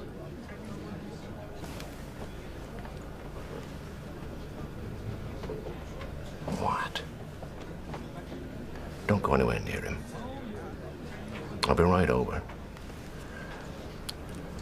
Hmm? Jack Blakeney's just half-throttled Joanna. I'll bring him in. Oh, no. I'll do it. You stay here and have your bread and butter pudding. Oh, call the station. Organise a press conference for 3. I can't believe it. Coop, I have to tell you, you didn't make promotion. I did all I could, but I was outvoted. The board said you were far too emotional for an inspector. Come on. Everybody knows you're a good copper.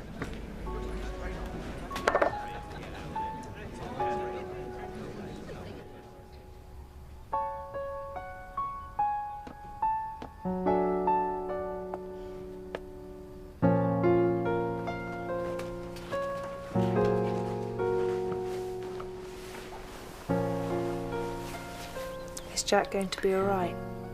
Not if your mother sticks to her statement. This is all my fault. No. It's probably mine.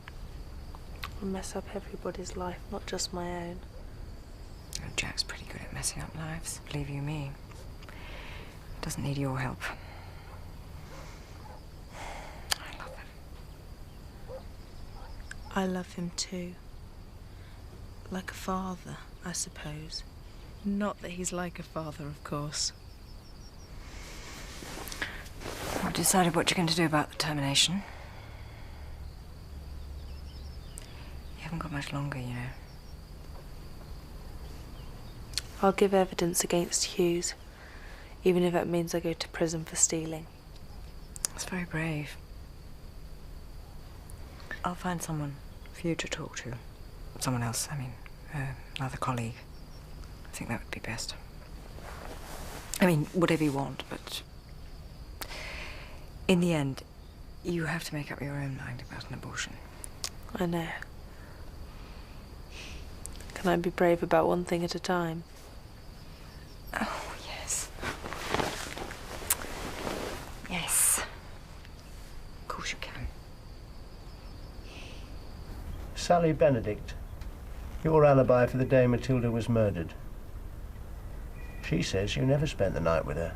I have to admit, I lied. Would you care to tell us where you were?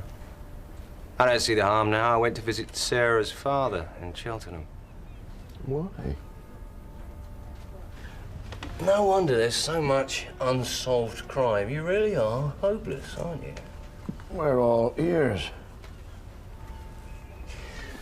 Matilda liked my pictures.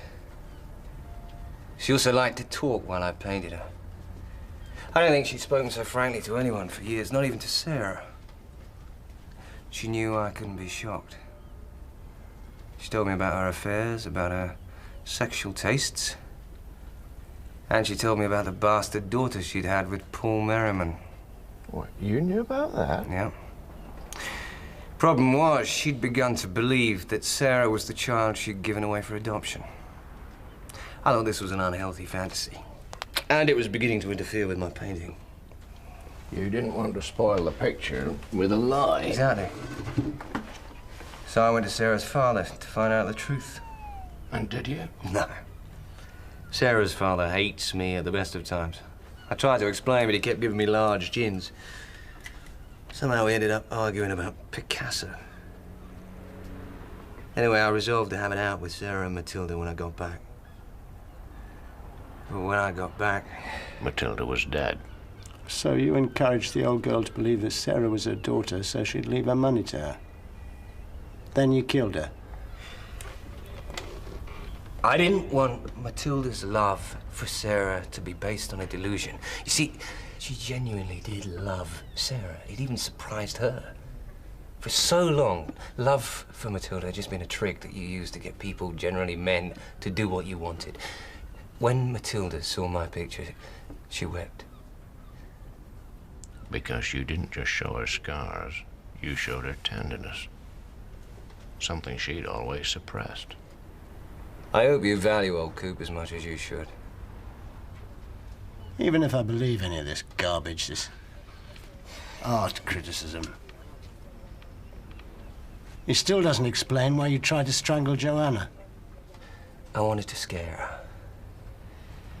You know, I thought it might make her see sense about Ruth. I couldn't stand to watch that child suffering anymore. Oh, give us a break. Also, I found out something you should have noticed weeks ago. What's that, Sherlock? Even the quietest murder could be heard in the other house.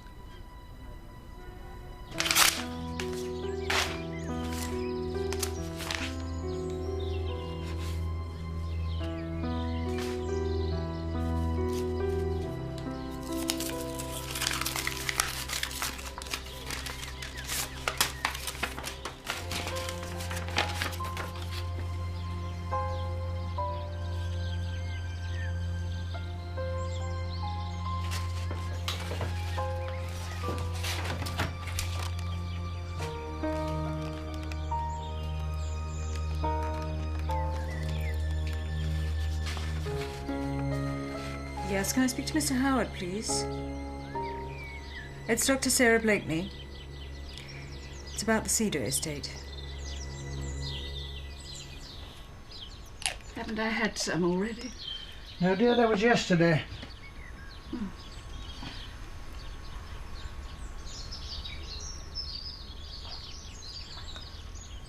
So confusing. You'll not leave me, will you, Duncan? Of course not. You'll feel better soon. Sergeant Cooper will be cross with me if I don't remember everything. Try not to worry about the police. I love you too much to see you upset by them. You must be quiet. You need to rest. Their questions can wait. We're quite safe here in our little house. Yes. Sex isn't everything, is it?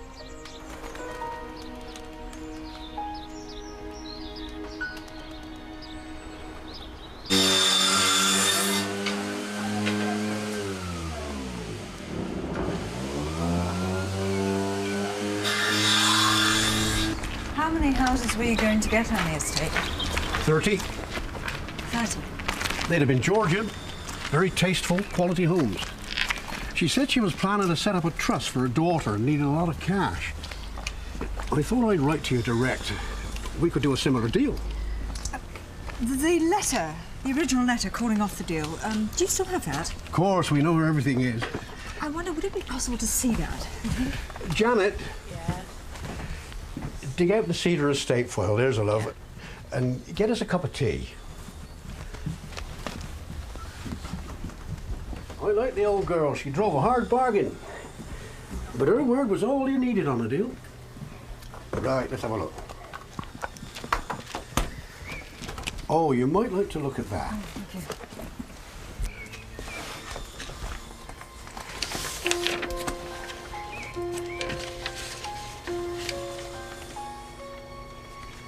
Here we are. It's typed. So? Excuse me, I just need to make a call.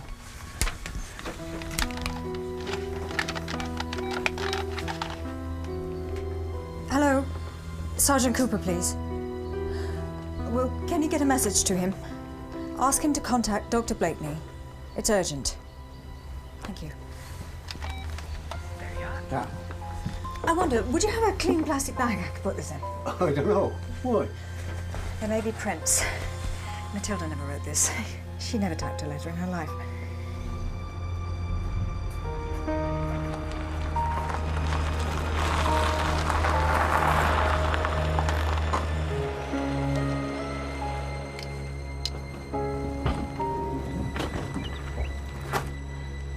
Well, I can tell you now. Julia Safton is defying her father. She is going to testify. Also, one of the other girls, Gina McNeese. With their testimony and your statement, we'll be able to put Hughes away for a very long time. Women can be quite brave when they're not being beaten around the head. I know. When you came to the school to question me, you said you wished your daughters had my advantages. What? Well, I only... I wish I'd had theirs. I mean, if one of them was pregnant... Oh, my God. Doesn't show yet, but I have to decide. Sarah won't tell me what to do. She says it's my choice. Oh, that's just typical. God. You think she's wrong? I think she's a fool. To have a baby as a result of what they did to you is absurd. In a few years, when you've found a decent man who loves you, then your babies will be wanted and you'll be free to be the kind of mother you want to be. Now, with guilt over your granny's death, all this, it's absurd. And that's what you tell your daughter. It is. Look, I'm a silly old copper, if you like, but I've seen a lot of life. Life at its worst. If you can believe it, people who suffered things that make your problems look like a picnic. You can always tell who will survive and fight back. You're one of those. Life dealt you a shitty hand, but you're not like your mother.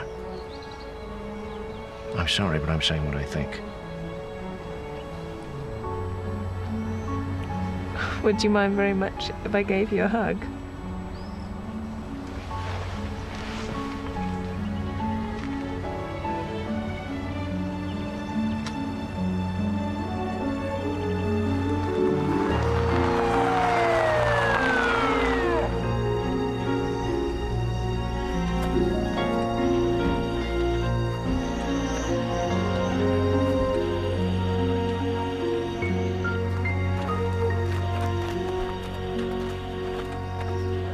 We're looking for Matilda Gillespie's diaries. A diary? Did she keep a diary? I never knew that. Why did you lie to us about Ruth Lascelles being at the house the day Matilda died? You can hear everything through that wall. Did I? We have a witness who saw you entering the house using the key that's kept under the flower pot. Yet you told us categorically you hadn't been in the house for years. Must have slipped my mind. How did you get her to take the pills? You can't think I killed her. That's really too preposterous. Then why the lies? Why the forged letter to Howard and Sons? Why steal the diaries? What was in them? You knew she was going to sell the land. There'd be a housing estate in your beloved garden. Your life had become hell. My life's been hell for years. Sergeant, I'm sorry to interrupt you. I've had such a guilty conscience. I have to tell you the truth. I said that Duncan was with me, and that is what I believed. You see, I was watching the lottery, and he gave me a glass of whiskey. I'm not in the habit of taking a drink, and I must have dozed off. When he shook me awake, it was match of the day. Must have slept for 3 hours. I'm afraid that's Mother Valium talking. What went on next door, Mrs. Orloff? Orgies. I think you'd better go and lie down, dear. You're making a spectacle of yourself. Well, Duncan only wants me to tell you bits. It's only fair to tell you everything. We wrote the anonymous letter. I'm sorry about this. Do you have a typewriter? Of course not. What would I want with a typewriter? Duncan, how can you tell such fibs? We had the old portable. The scouts came by, collecting. Duncan said we didn't use it anymore. He wanted to write detective stories once, you see. Then he lost interest. The typewriter, was it the local troupe? Oh, yes. Such a well-spoken boy. He's gone to a good home, I'm sure. Where did they take it? Bosnia.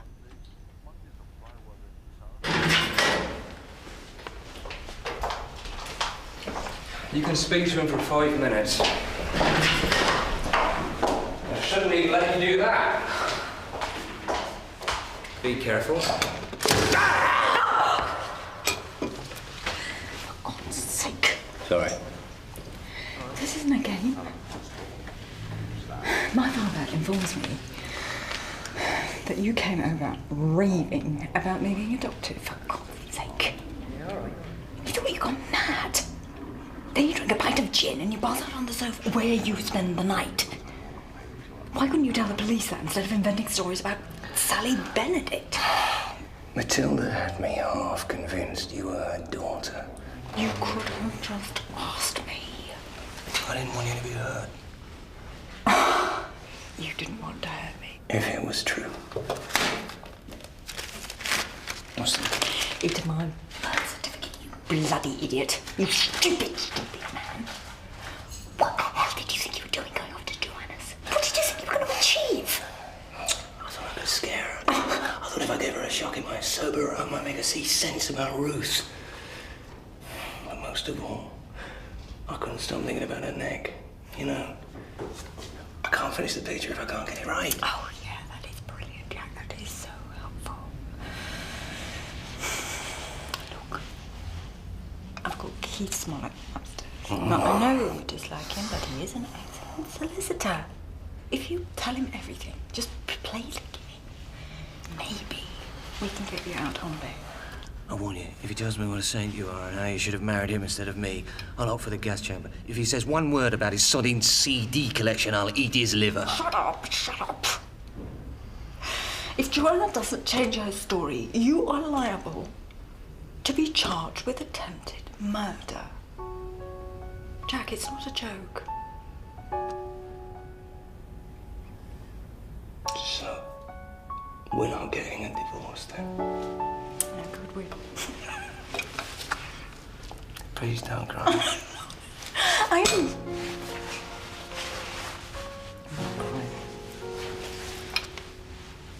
I just want to hold you. I can't.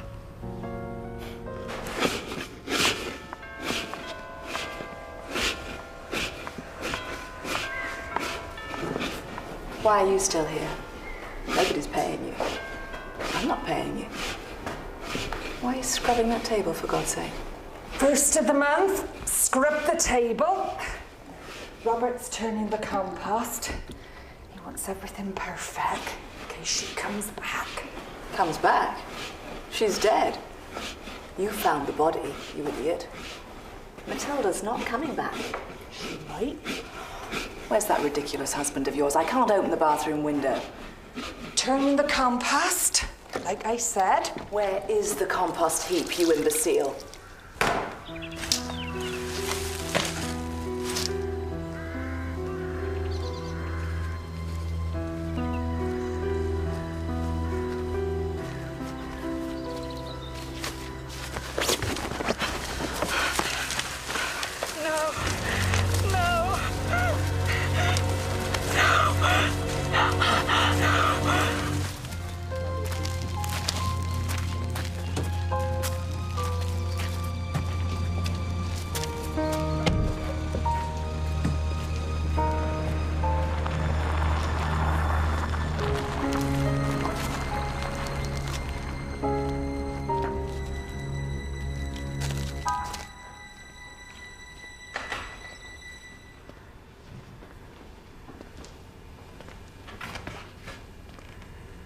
What's this?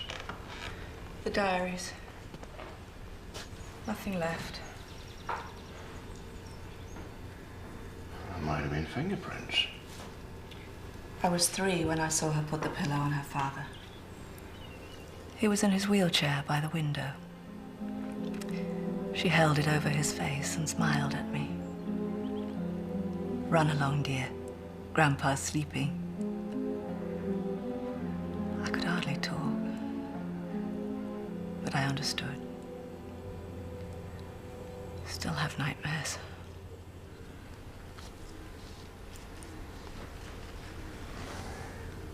I've come to make a deal. Sarah is going to set up a trust for you and a trust for Ruth. But you must return to London and have treatment for your addiction. I prepared a statement. You will sign it. It says simply that you were mistaken in claiming that Jack Blakeney tried to murder you, that you both wanted sex, and that you were interrupted by Violet. You said a deal. So far, I see bugger all in it for me. I have here your little pharmacy. Ruth told me where you hide it.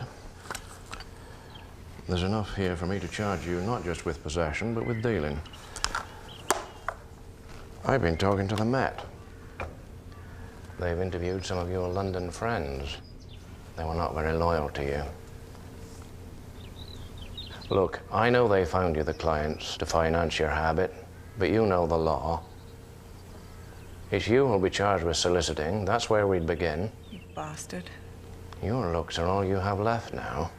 They'll not last much longer. A spell in jail won't help.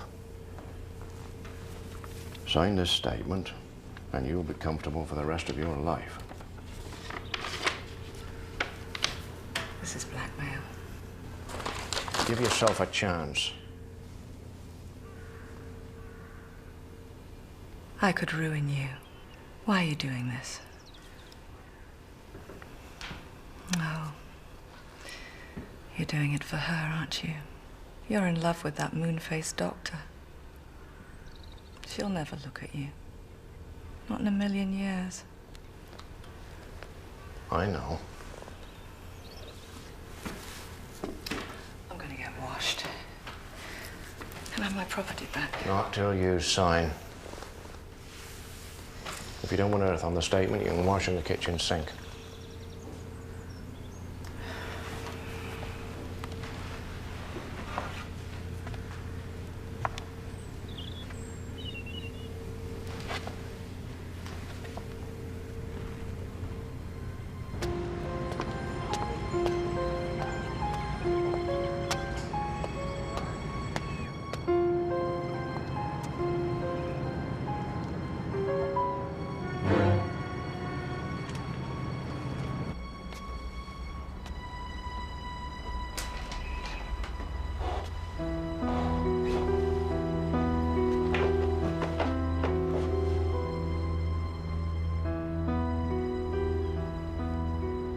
James, I've told the police everything.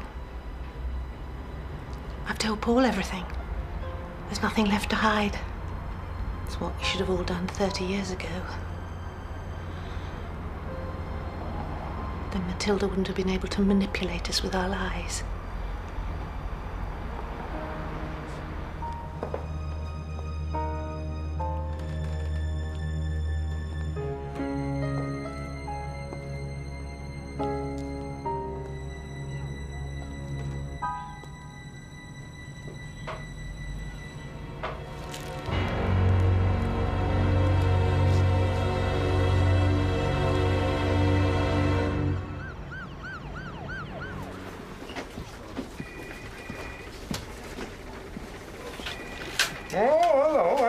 It would have been a bloody sight easier to go there than where I have been, I can tell you. Well, it's not all car chases and birds with big chests, you know. There are 322 scout troops taking part in the appeal. There are 5 sub-collection points. When the stuff comes in, there is an initial sort-through before it's passed on. Okay, you're a bloody hero. You got nice legs, too. Let's see how good your dictation is. Put a bit of paper in it.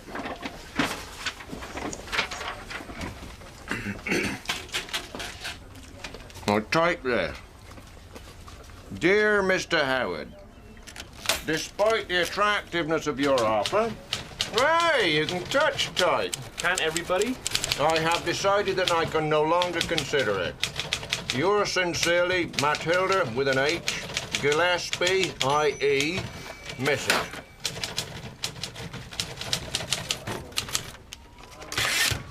Careful. This is a valuable antique.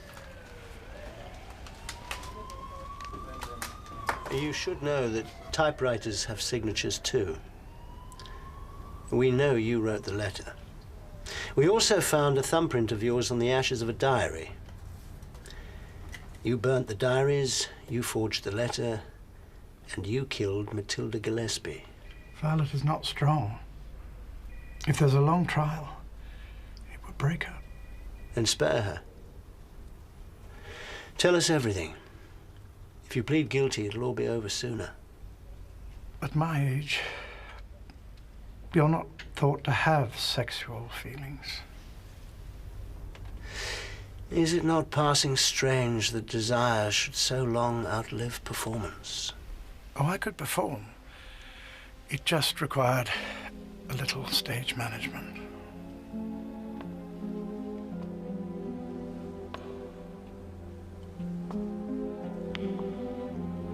Humiliation. I needed it. She liked to give it. When I was young and fit, she took some pleasure in my body. I loved her then. I still love her now. I flattered myself she wanted me near her. We would not touch. She would stay and watch me. One time there was a mantra of insults too. But even that was too much trouble now. In my heart, I suppose I knew that I was just a symbol of all the men who'd humiliated her. What I thought love was revenge.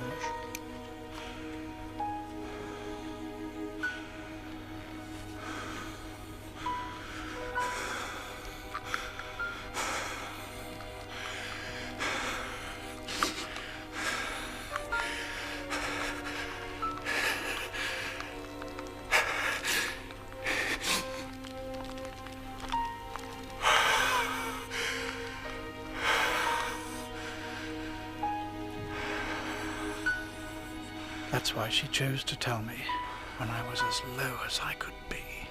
I've got a very good deal with Howard and Sons. I'm selling the garden for a housing estate. It won't be very pleasant for you and Violet, but I'm sure you'll manage.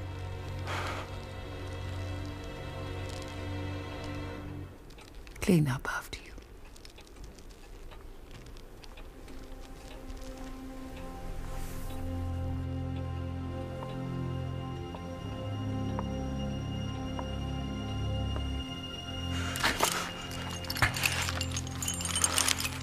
You see, Violet and I could never have sex. On our honeymoon, I made the mildest suggestion. She locked herself in the bathroom and cried for 2 days. I didn't insist. There were prostitutes. It was a marriage. Tell us about the murder.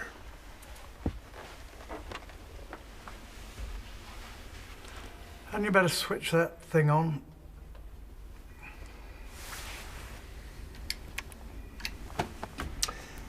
D.I. Harmer, D.S. Cooper, interviewing Wednesday, the 1st of October, 1750.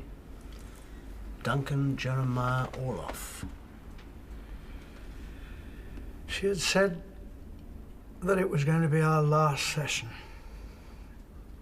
That she was finding it too tiring and boring. I had the barbiturates already dissolved in a hip flask. We always had a stiff drink first. Barbiturates affected her very quickly. By the time we were in the hall, she was half asleep. She didn't struggle as I put the bridle on. I carried her up the stairs to the bathroom. I got her into the bath. I left her there while I got the knife from the kitchen drawer. My little bouquet of weeds. When I cut the veins, she barely flinched. In my mind, I had my little list.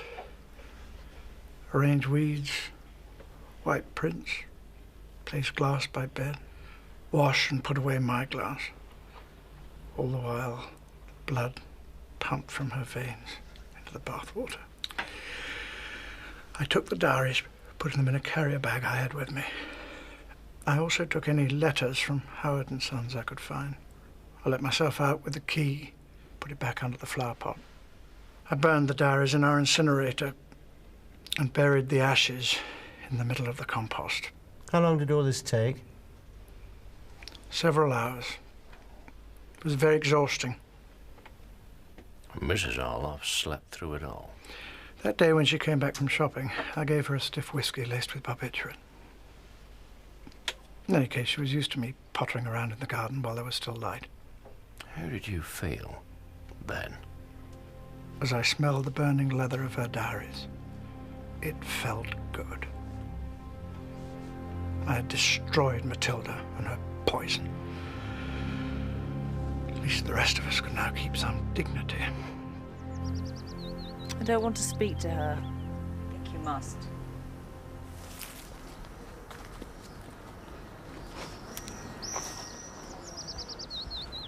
Well, I'm not going back to her. Nobody can make you do anything you don't want to.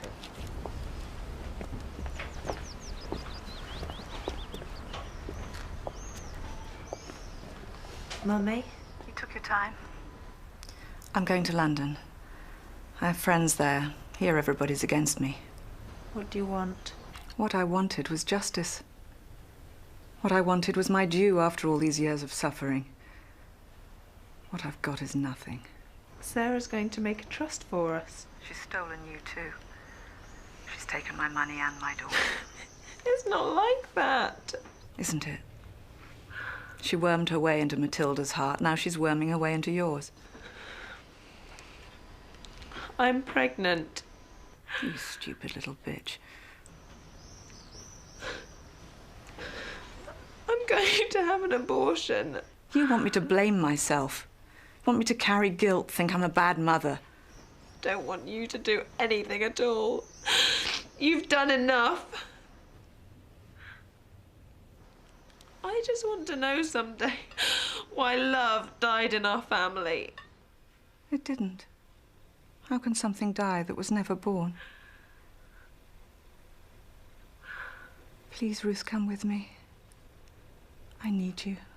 I can't. Please don't make me do this on my own. I can't. Well, go to hell. I love you.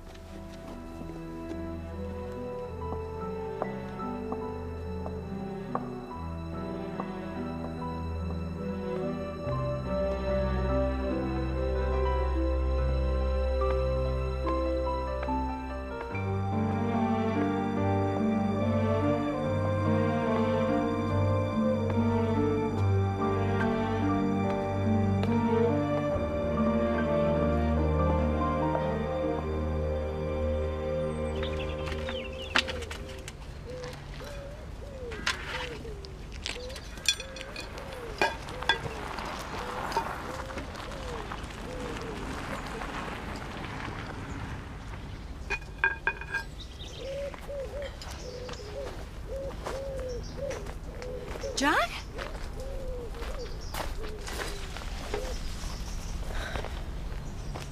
Well, you look terrible. Well, you don't look too good yourself. Well, I'll leave you two lovebirds to batter each other to death. Now, shut up, Coop. We're all going inside to demolish the rest of Sarah's decent wine.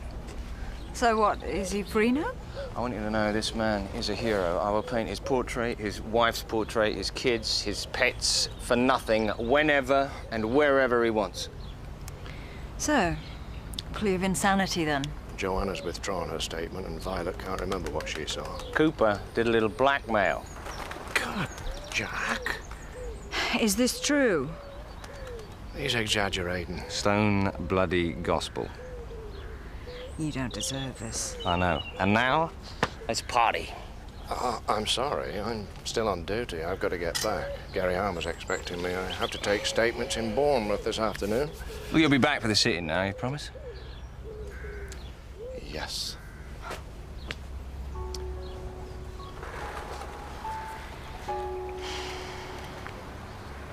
Goodbye, Sarah. Kiss you, but I'm covered with dirt.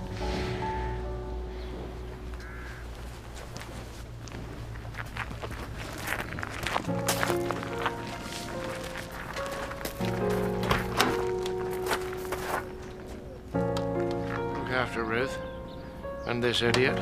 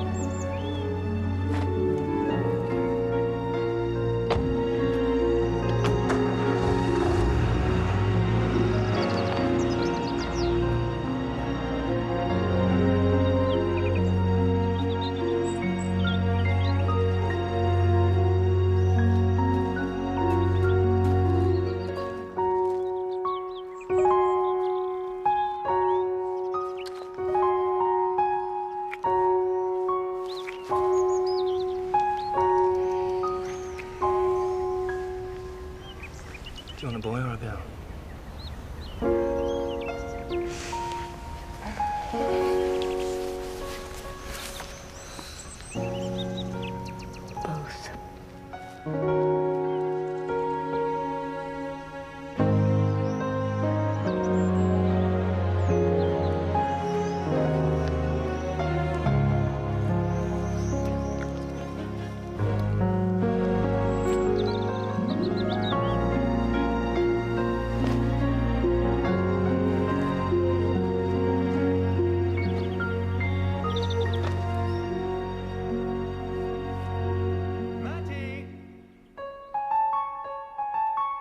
Matty? Matilda?